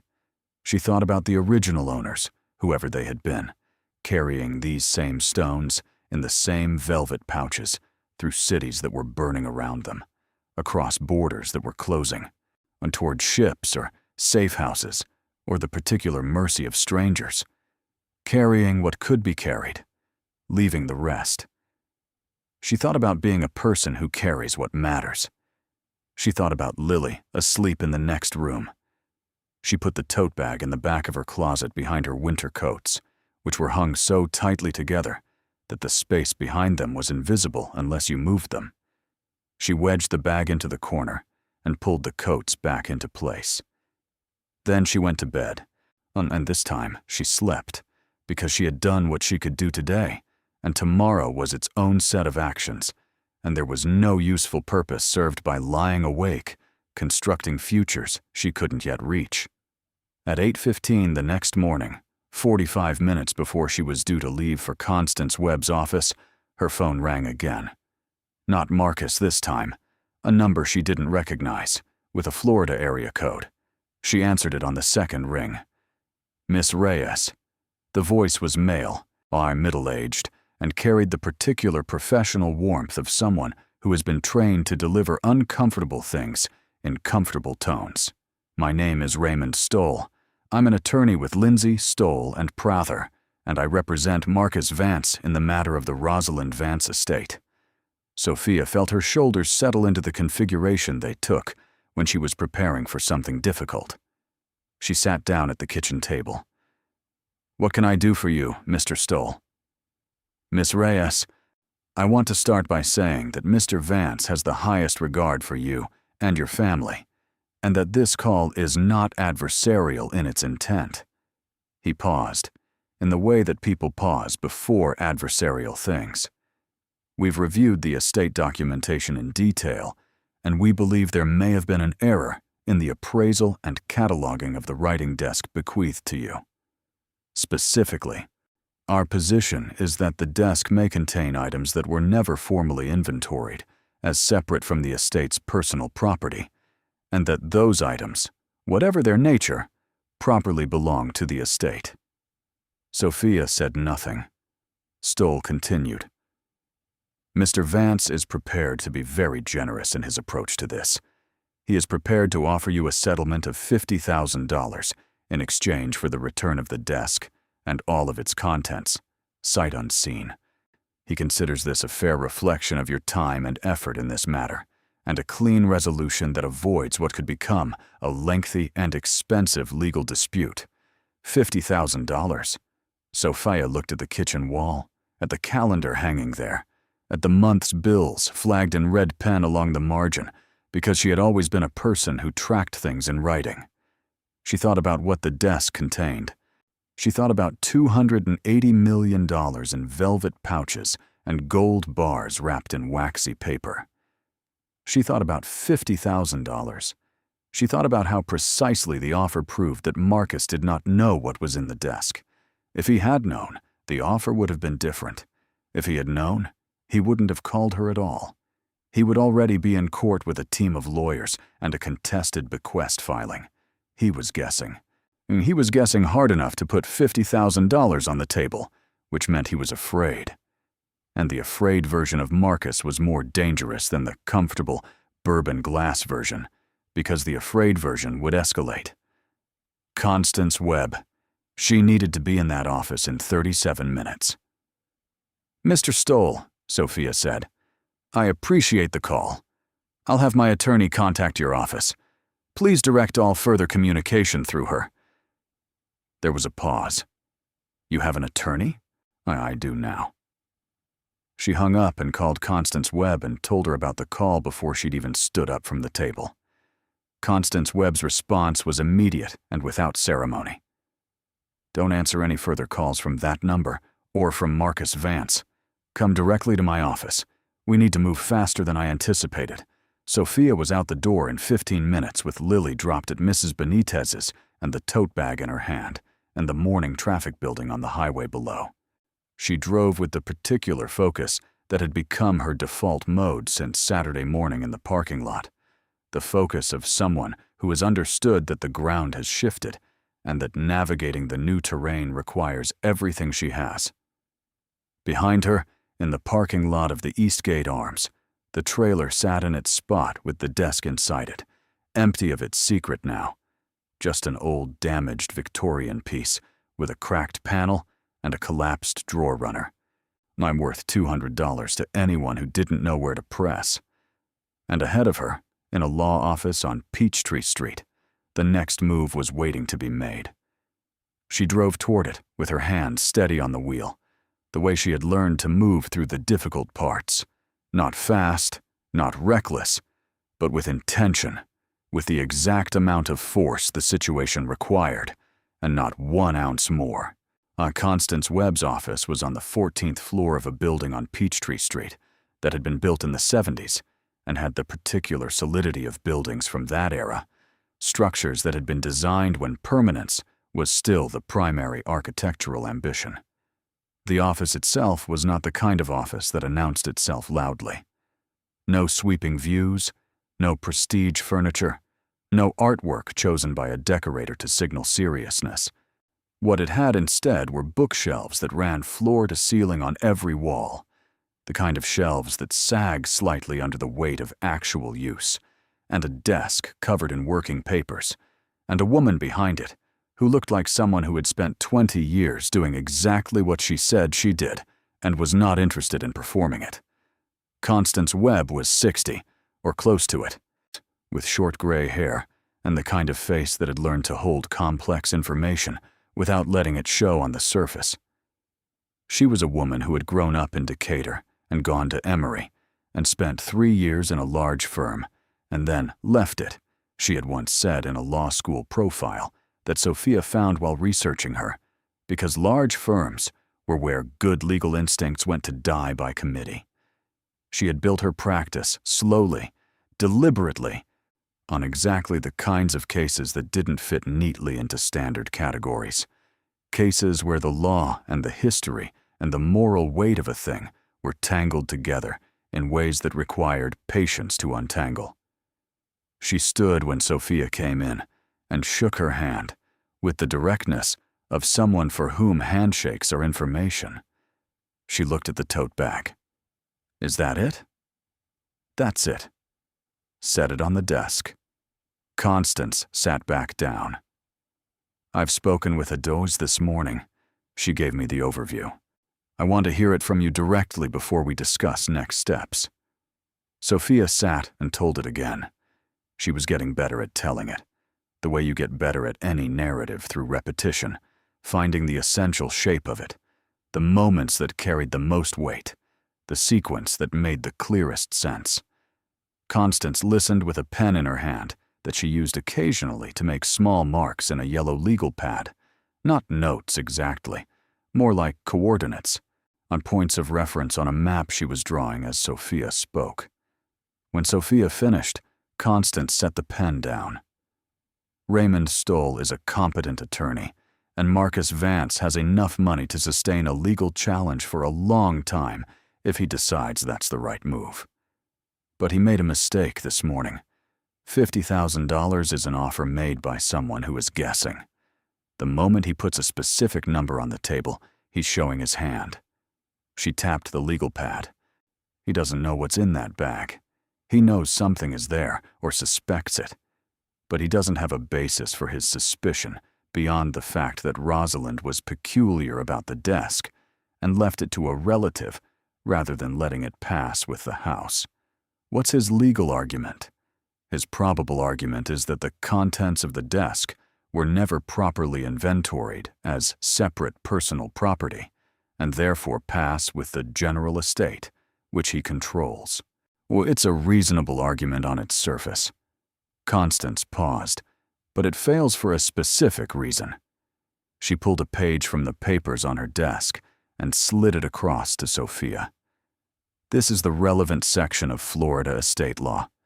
When a testator specifically bequeaths an item of personal property by name and description, the bequest encompasses that item in its entirety, including contents, unless those contents are specifically enumerated and excluded elsewhere in the will. Rosalind didn't enumerate them. She couldn't, without revealing what was there. But by leaving you the desk specifically and personally, she legally transferred everything the desk contained." Sofia read the page. She understood it. Can he challenge the will itself? On what grounds? Constance's tone was dry. Rosalind was of sound mind. 2 witnesses signed. The will was properly executed and filed. His only angle would be undue influence. And that argument requires him to demonstrate that someone pressured Rosalind into making the bequest, which is somewhat difficult to prove, given that you hadn't spoken to her in 7 years, and she sought you out specifically. Sofia sat with that for a moment. The phone call from Stoll had frightened her more than she had admitted, even to herself. Not because she believed Marcus had a legitimate claim, but because she understood that the legal system was expensive in both money and time, in ways that could grind a person down, regardless of who was right. She had seen it happen to people she knew, people who were right and lost anyway, because being right was not the same thing as being able to sustain a fight. But she was beginning to understand that this particular fight had a different shape than the ones that ground people down. This one had Dr. Okonkwo, Amba, who was already making calls to international databases. This one had Constance Webb, who had spent 20 years doing exactly this. And this one had a velvet pouch of diamonds that a certified gemologist was going to look at within the week and put a number to that no court in the world could dismiss. "What do we do first?" she asked. "We document everything," Constance said. "We begin the formal appraisal process today. We file a protective declaration with the probate court establishing your ownership claim on the record before Marcus can file anything challenging it.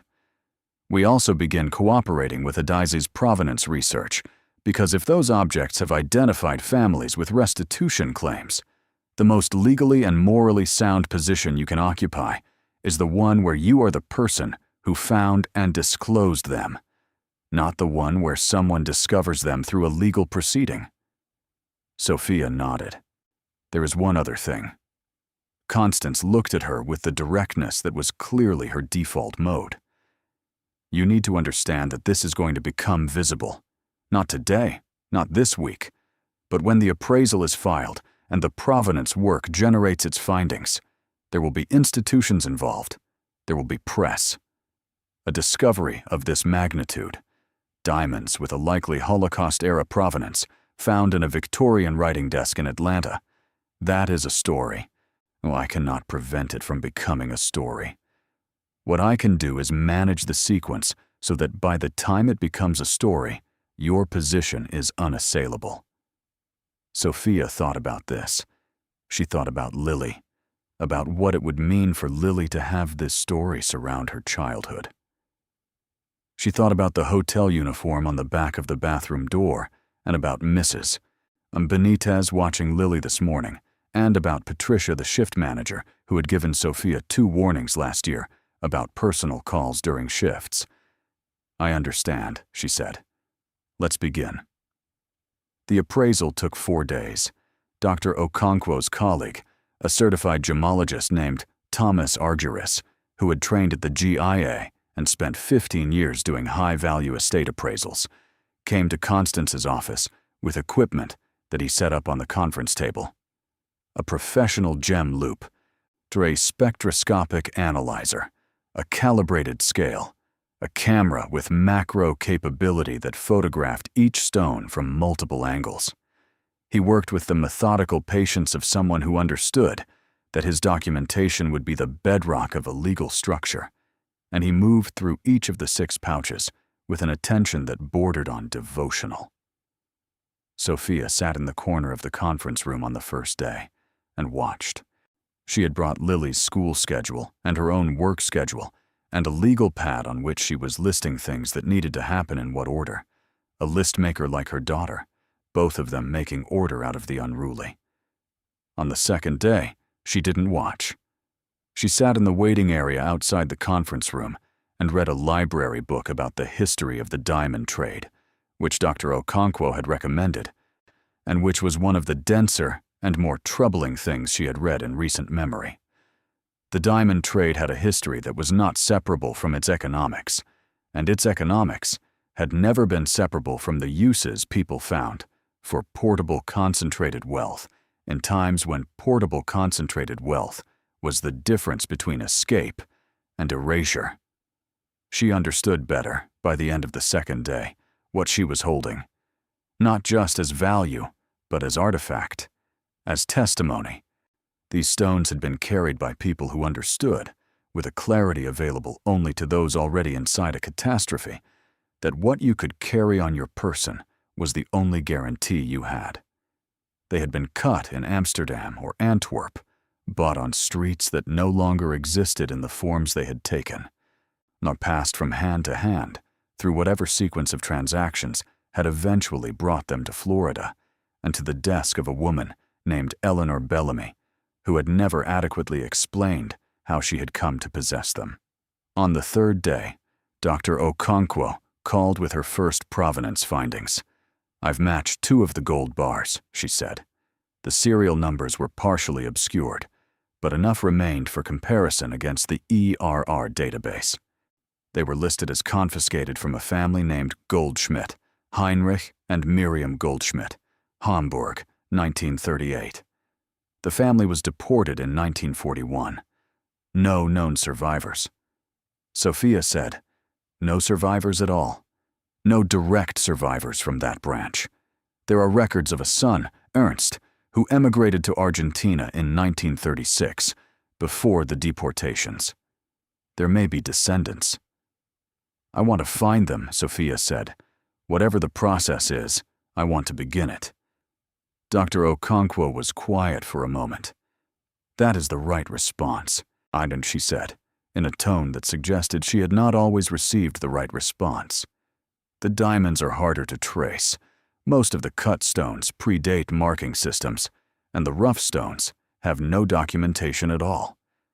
But the style and character of the cut stones is consistent with Amsterdam production from the 1930s, and the combination of cut and rough stones in a single collection suggests a diamond merchant or a family with access to the trade, possibly someone who liquidated inventory directly into portable form. I have contacts at the Dutch Institute for War Documentation in Amsterdam. We're beginning there. On the fourth day, Thomas Argyris completed his appraisal. He submitted a 47-page document to Constance Webb that itemized each stone individually, with photographs, measurements, grading assessments, and market value estimates based on current wholesale rates. He also provided a collector's premium assessment, which accounted for the historical significance and potential provenance story of the collection. The number at the bottom of the summary page was $289 million. Sofia looked at that number for a long time in Constance's conference room, with the window behind her showing the Atlanta skyline in the flat November light. She looked at it the way you look at something you have known was coming, but are not, when it arrives, fully prepared for. $289 million. She thought about the $41 trailer rental. She thought about the $32 at the hardware store. She thought about the credit union statement. She folded the summary page and put it in her bag. The protective declaration had been filed with the probate court the day after her first meeting with Constance, and the filing had apparently reached Marcus's attorney almost immediately, because Raymond Stoll called Constance the same afternoon it was filed. Constance had reported the conversation to Sofia with the detached precision of a translator reporting the content of a foreign language broadcast. He was unhappy, Constance said. The offer is now $150,000. He tripled it. He's scared. The filing put your claim on record. He can't make it disappear now. $150,000 is a man who is beginning to understand that he has misjudged the situation significantly. What did you tell him? I told him we would be in touch. Within the week, the offer went to $300,000. Constance reported this one with something approaching amusement, though she kept it carefully controlled. He's triangulating, she said. He's trying to determine what the contents are worth by watching how you respond to his numbers. As long as you don't respond, his offers will keep rising, which tells us something useful about his state of mind. Sofia did not respond. She worked her shifts at the Meridian and helped Lily with fractions and long division and a history project about Georgia that required a poster board of the kind that was always slightly too large for the kitchen table.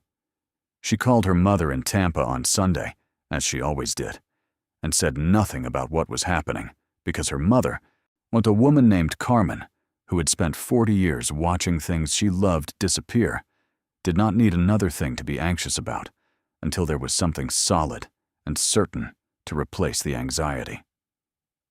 She spoke to Dr. Okonkwo every other day. The provenance research was expanding. The Dutch Institute had found records suggesting the diamond collection was consistent with the inventory of a merchant firm in Amsterdam's Diamond District, a firm called Vogel and Zoons that had operated on the Roken from 1891 until 1940, when the German occupation effectively ended it. The firm had been operated by three brothers, Jacob, David, and Samuel Vogel. Jacob had been killed in 1942. David and Samuel had fled to England in 1940. There were descendants. Dr. Okonkwo was in contact with them. For the Goldschmidt gold, the Argentine branch of the family had been located. Ernst Goldschmidt had died in 1989, but he had children and grandchildren in Buenos Aires and in Israel, and they were being contacted through the appropriate institutional channels. I want to speak with them, Sofia told Dr. Okonkwo. The families. When it's appropriate, when they know enough to have context. I want them to hear it from me directly. Dr. Okonkwo said, I'll arrange it. It was during the third week that Marcus stopped offering money and started threatening. The letter arrived at Constance's office, on not a phone call this time. A formal letter on Lindsay, Stoll, and Prather letterhead, 3 pages single-spaced, laying out a legal argument that was, in Constance's assessment, coherent, but ultimately weak.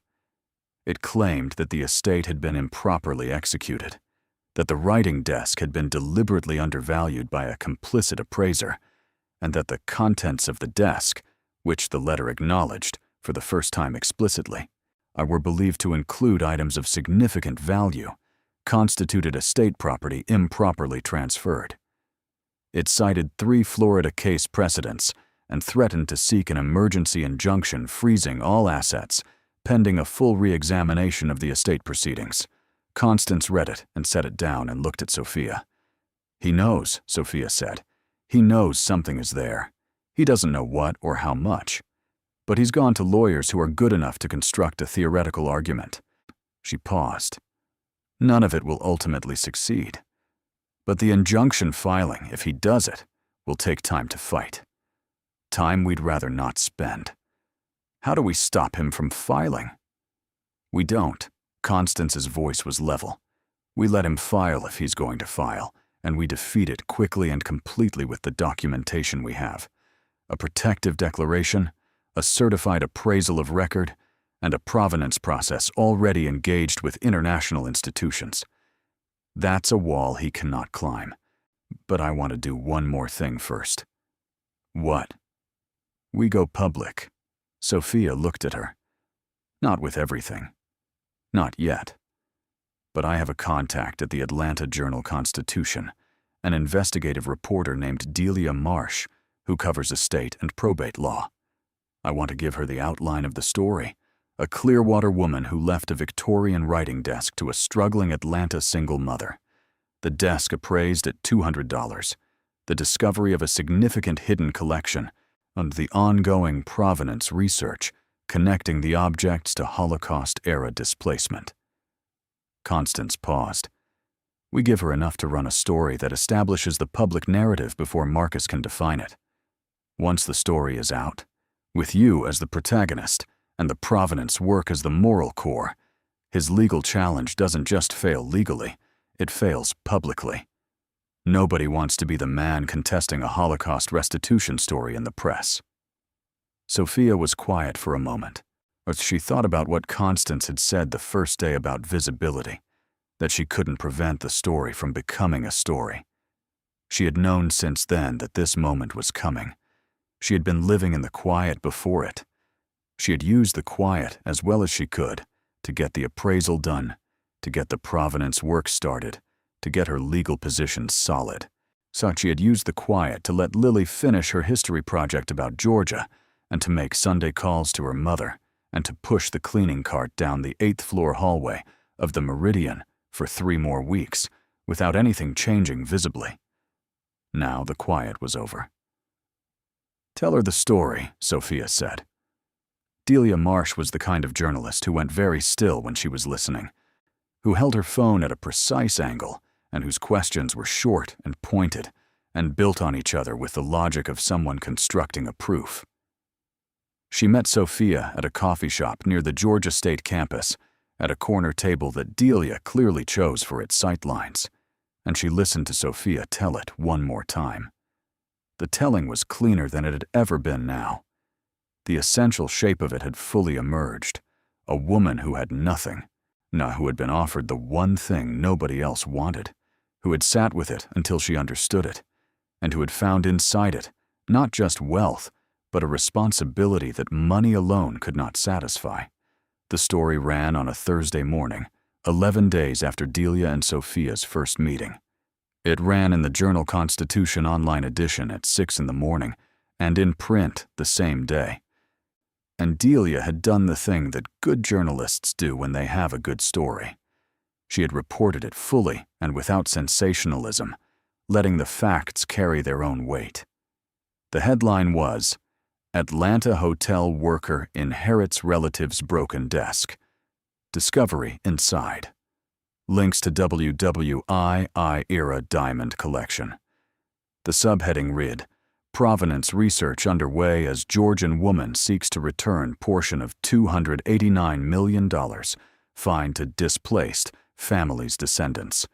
Sofia read it at the kitchen table before Lily woke up. She had expected the number in print to feel different than the number on the appraisal document. It didn't. It felt like the same number it had always been. Real and large, and not yet fully integrated into the actual texture of her life, which still included a cleaning cart on the 8th floor and a credit union statement, and a cracked window sealed with tape. The number was real. The life was also real. Both of these things were simultaneously true, and she was living in the space between them, waiting for them to resolve into a single coherent picture. Her phone started ringing at 6:45. It was her mother first.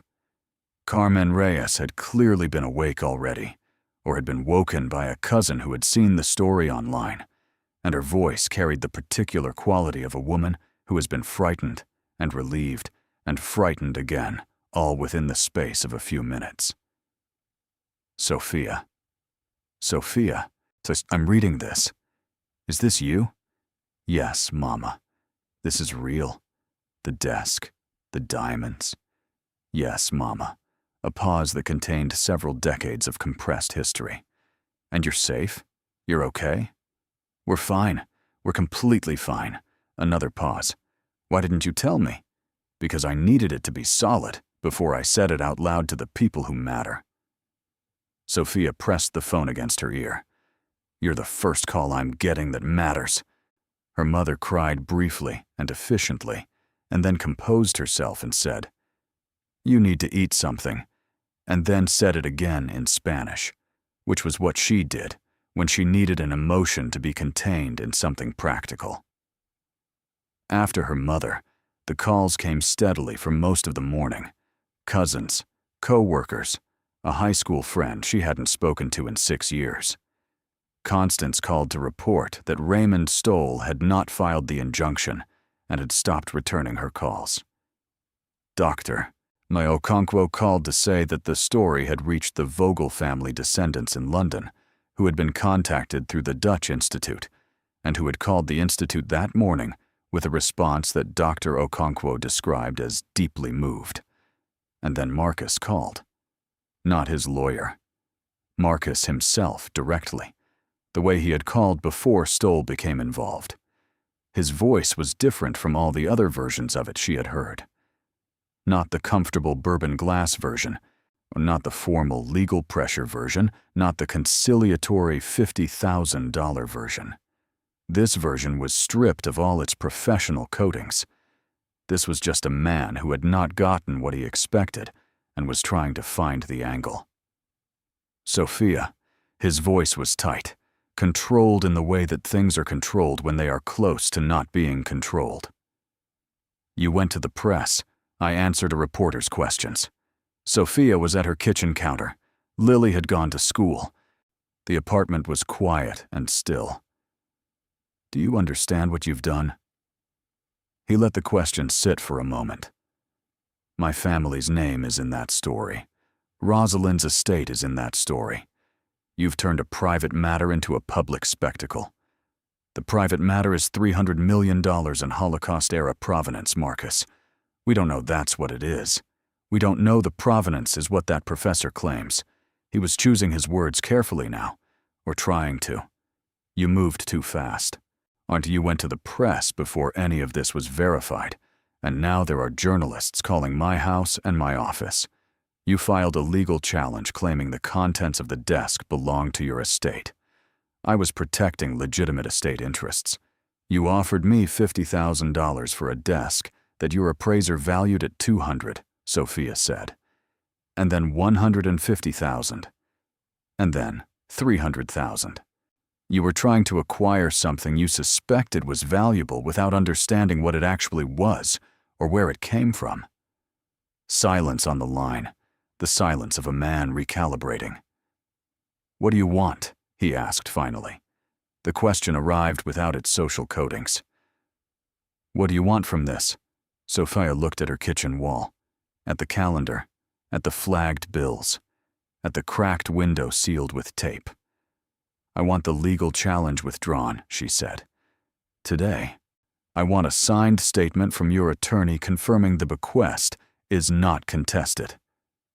Another pause. "And in exchange?" "Nothing in exchange. This isn't a negotiation. Your challenge will fail. You know it will fail. The only question is whether you want to fail quietly or in front of every court reporter who's going to cover this story for the next 6 months."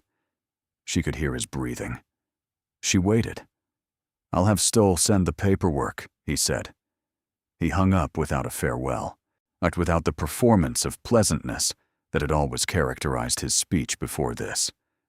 What remained when the pleasantness was stripped away was just the thing itself, small and ungraceful, and Sofia felt not triumph at hearing it, but something more modest, relief and the particular satisfaction of a thing that was right being confirmed as right by the evidence. The withdrawal arrived at Constance's office by electronic filing that afternoon. Constance called Sofia to confirm it and said, simply, "It's done. Your ownership is unchallenged on the record." Sofia said, "Thank you." "You did the work," Constance said. "You made the right decisions in the right sequence. I just provided the framework." After the call, Sofia drove to the Meridian and worked her afternoon shift. She pushed the cart down the hallway and cleaned the rooms, in the order she always cleaned them, and answered Patricia's questions about her schedule for the following week. At 4 o'clock, she called the front desk from the break room and asked to speak with the manager on duty about her notice period. She was not impulsive about it. She had done the math. The process ahead, the formal transfer of the estate, the appraisal and legal record, the provenance restitution, would take months, possibly longer. The money would not be immediately accessible. There would be no single morning when a check arrived and everything resolved at once.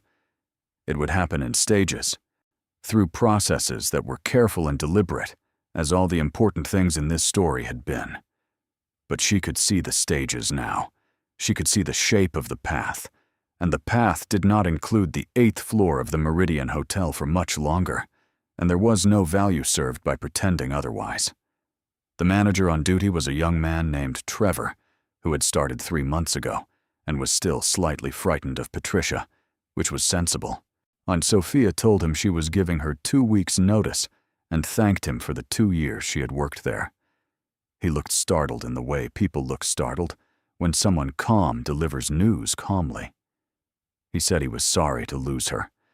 She thanked him again and went back to her cart and finished the hallway. That evening she drove to Mrs. Benitez's and picked up Lily, and on the way home, stopped for dinner at a restaurant they had never been to before.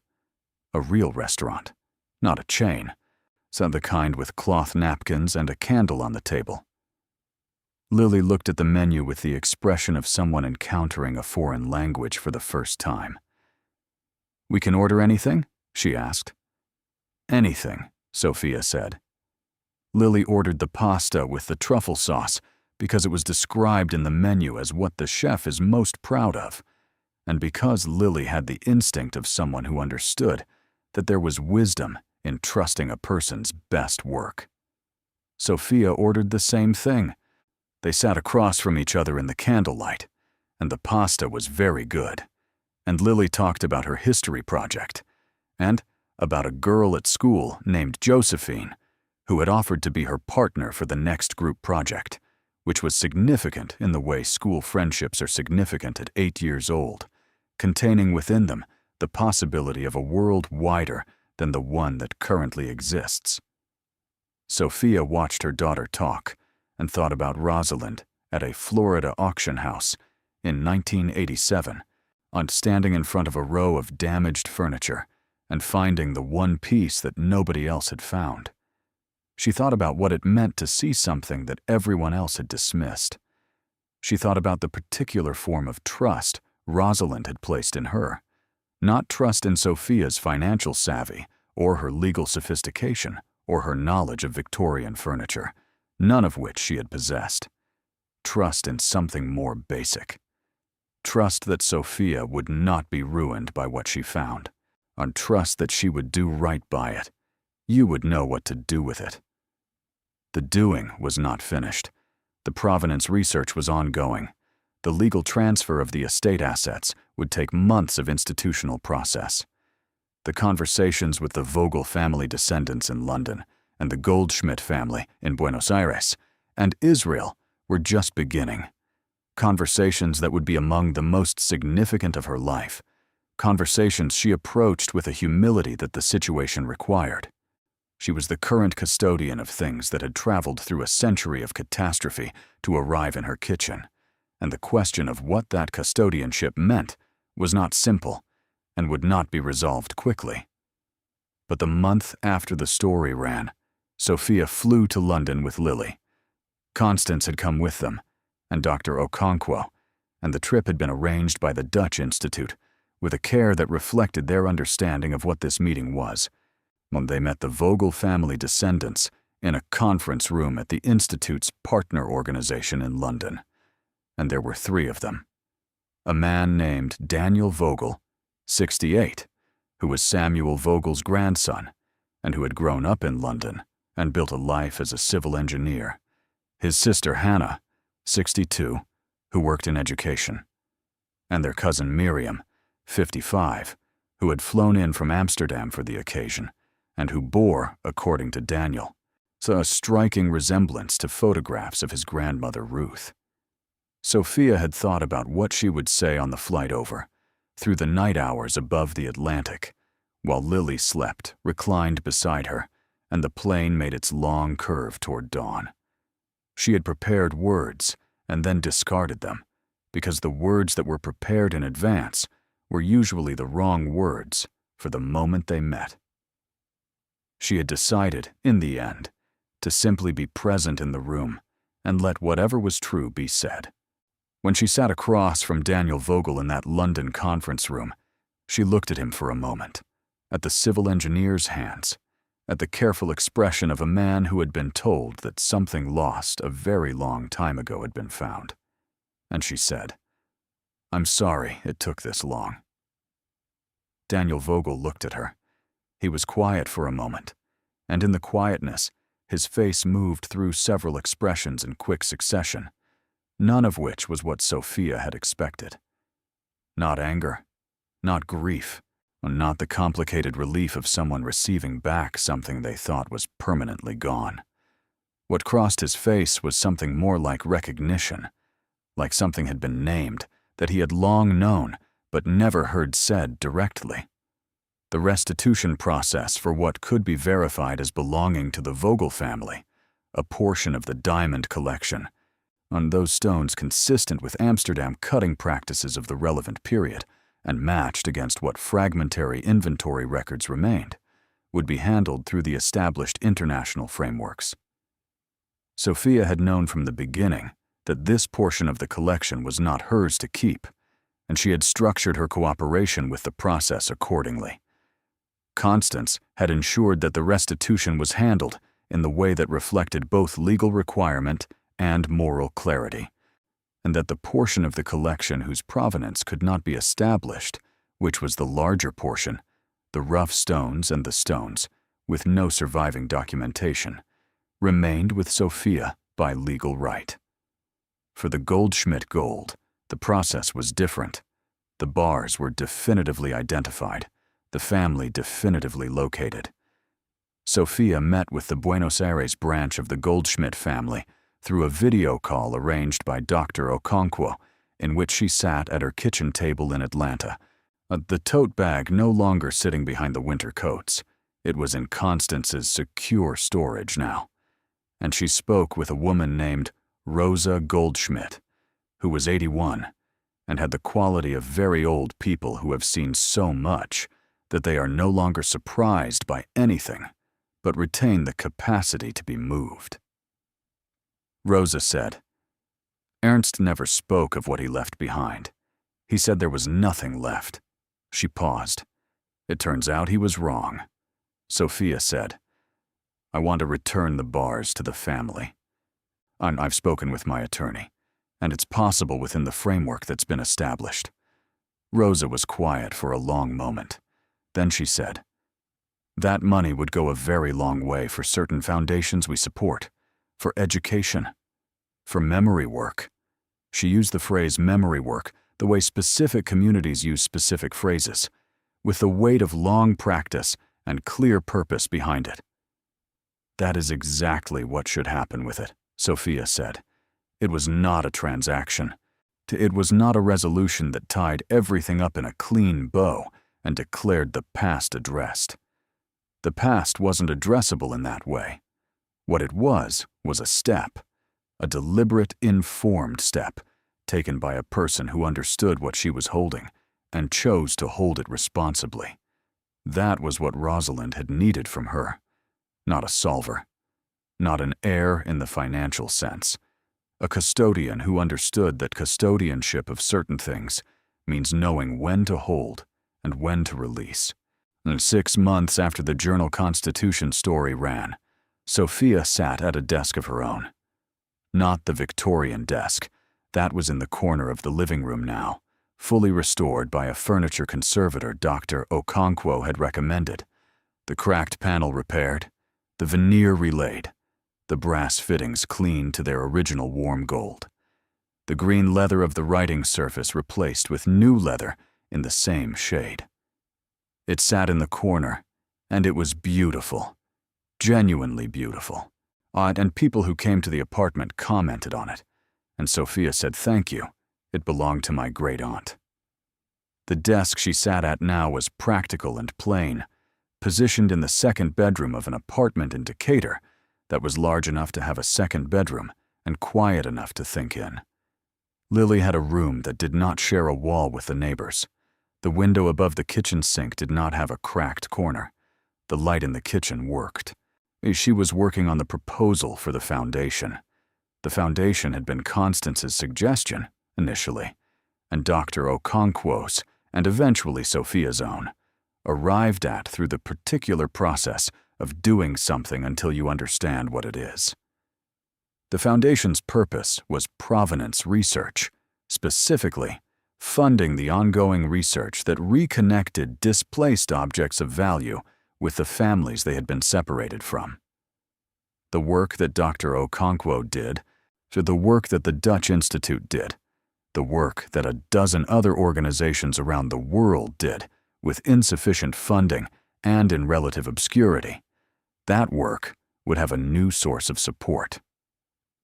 Sofia had also funded Lily's school through the following 6 years in the specific and practical form of a savings account that could not be touched for other purposes, because the lesson of Rosalind's life was not that wealth was the answer, but that a certain kind of security freed you to ask better questions, and Lily would have that security.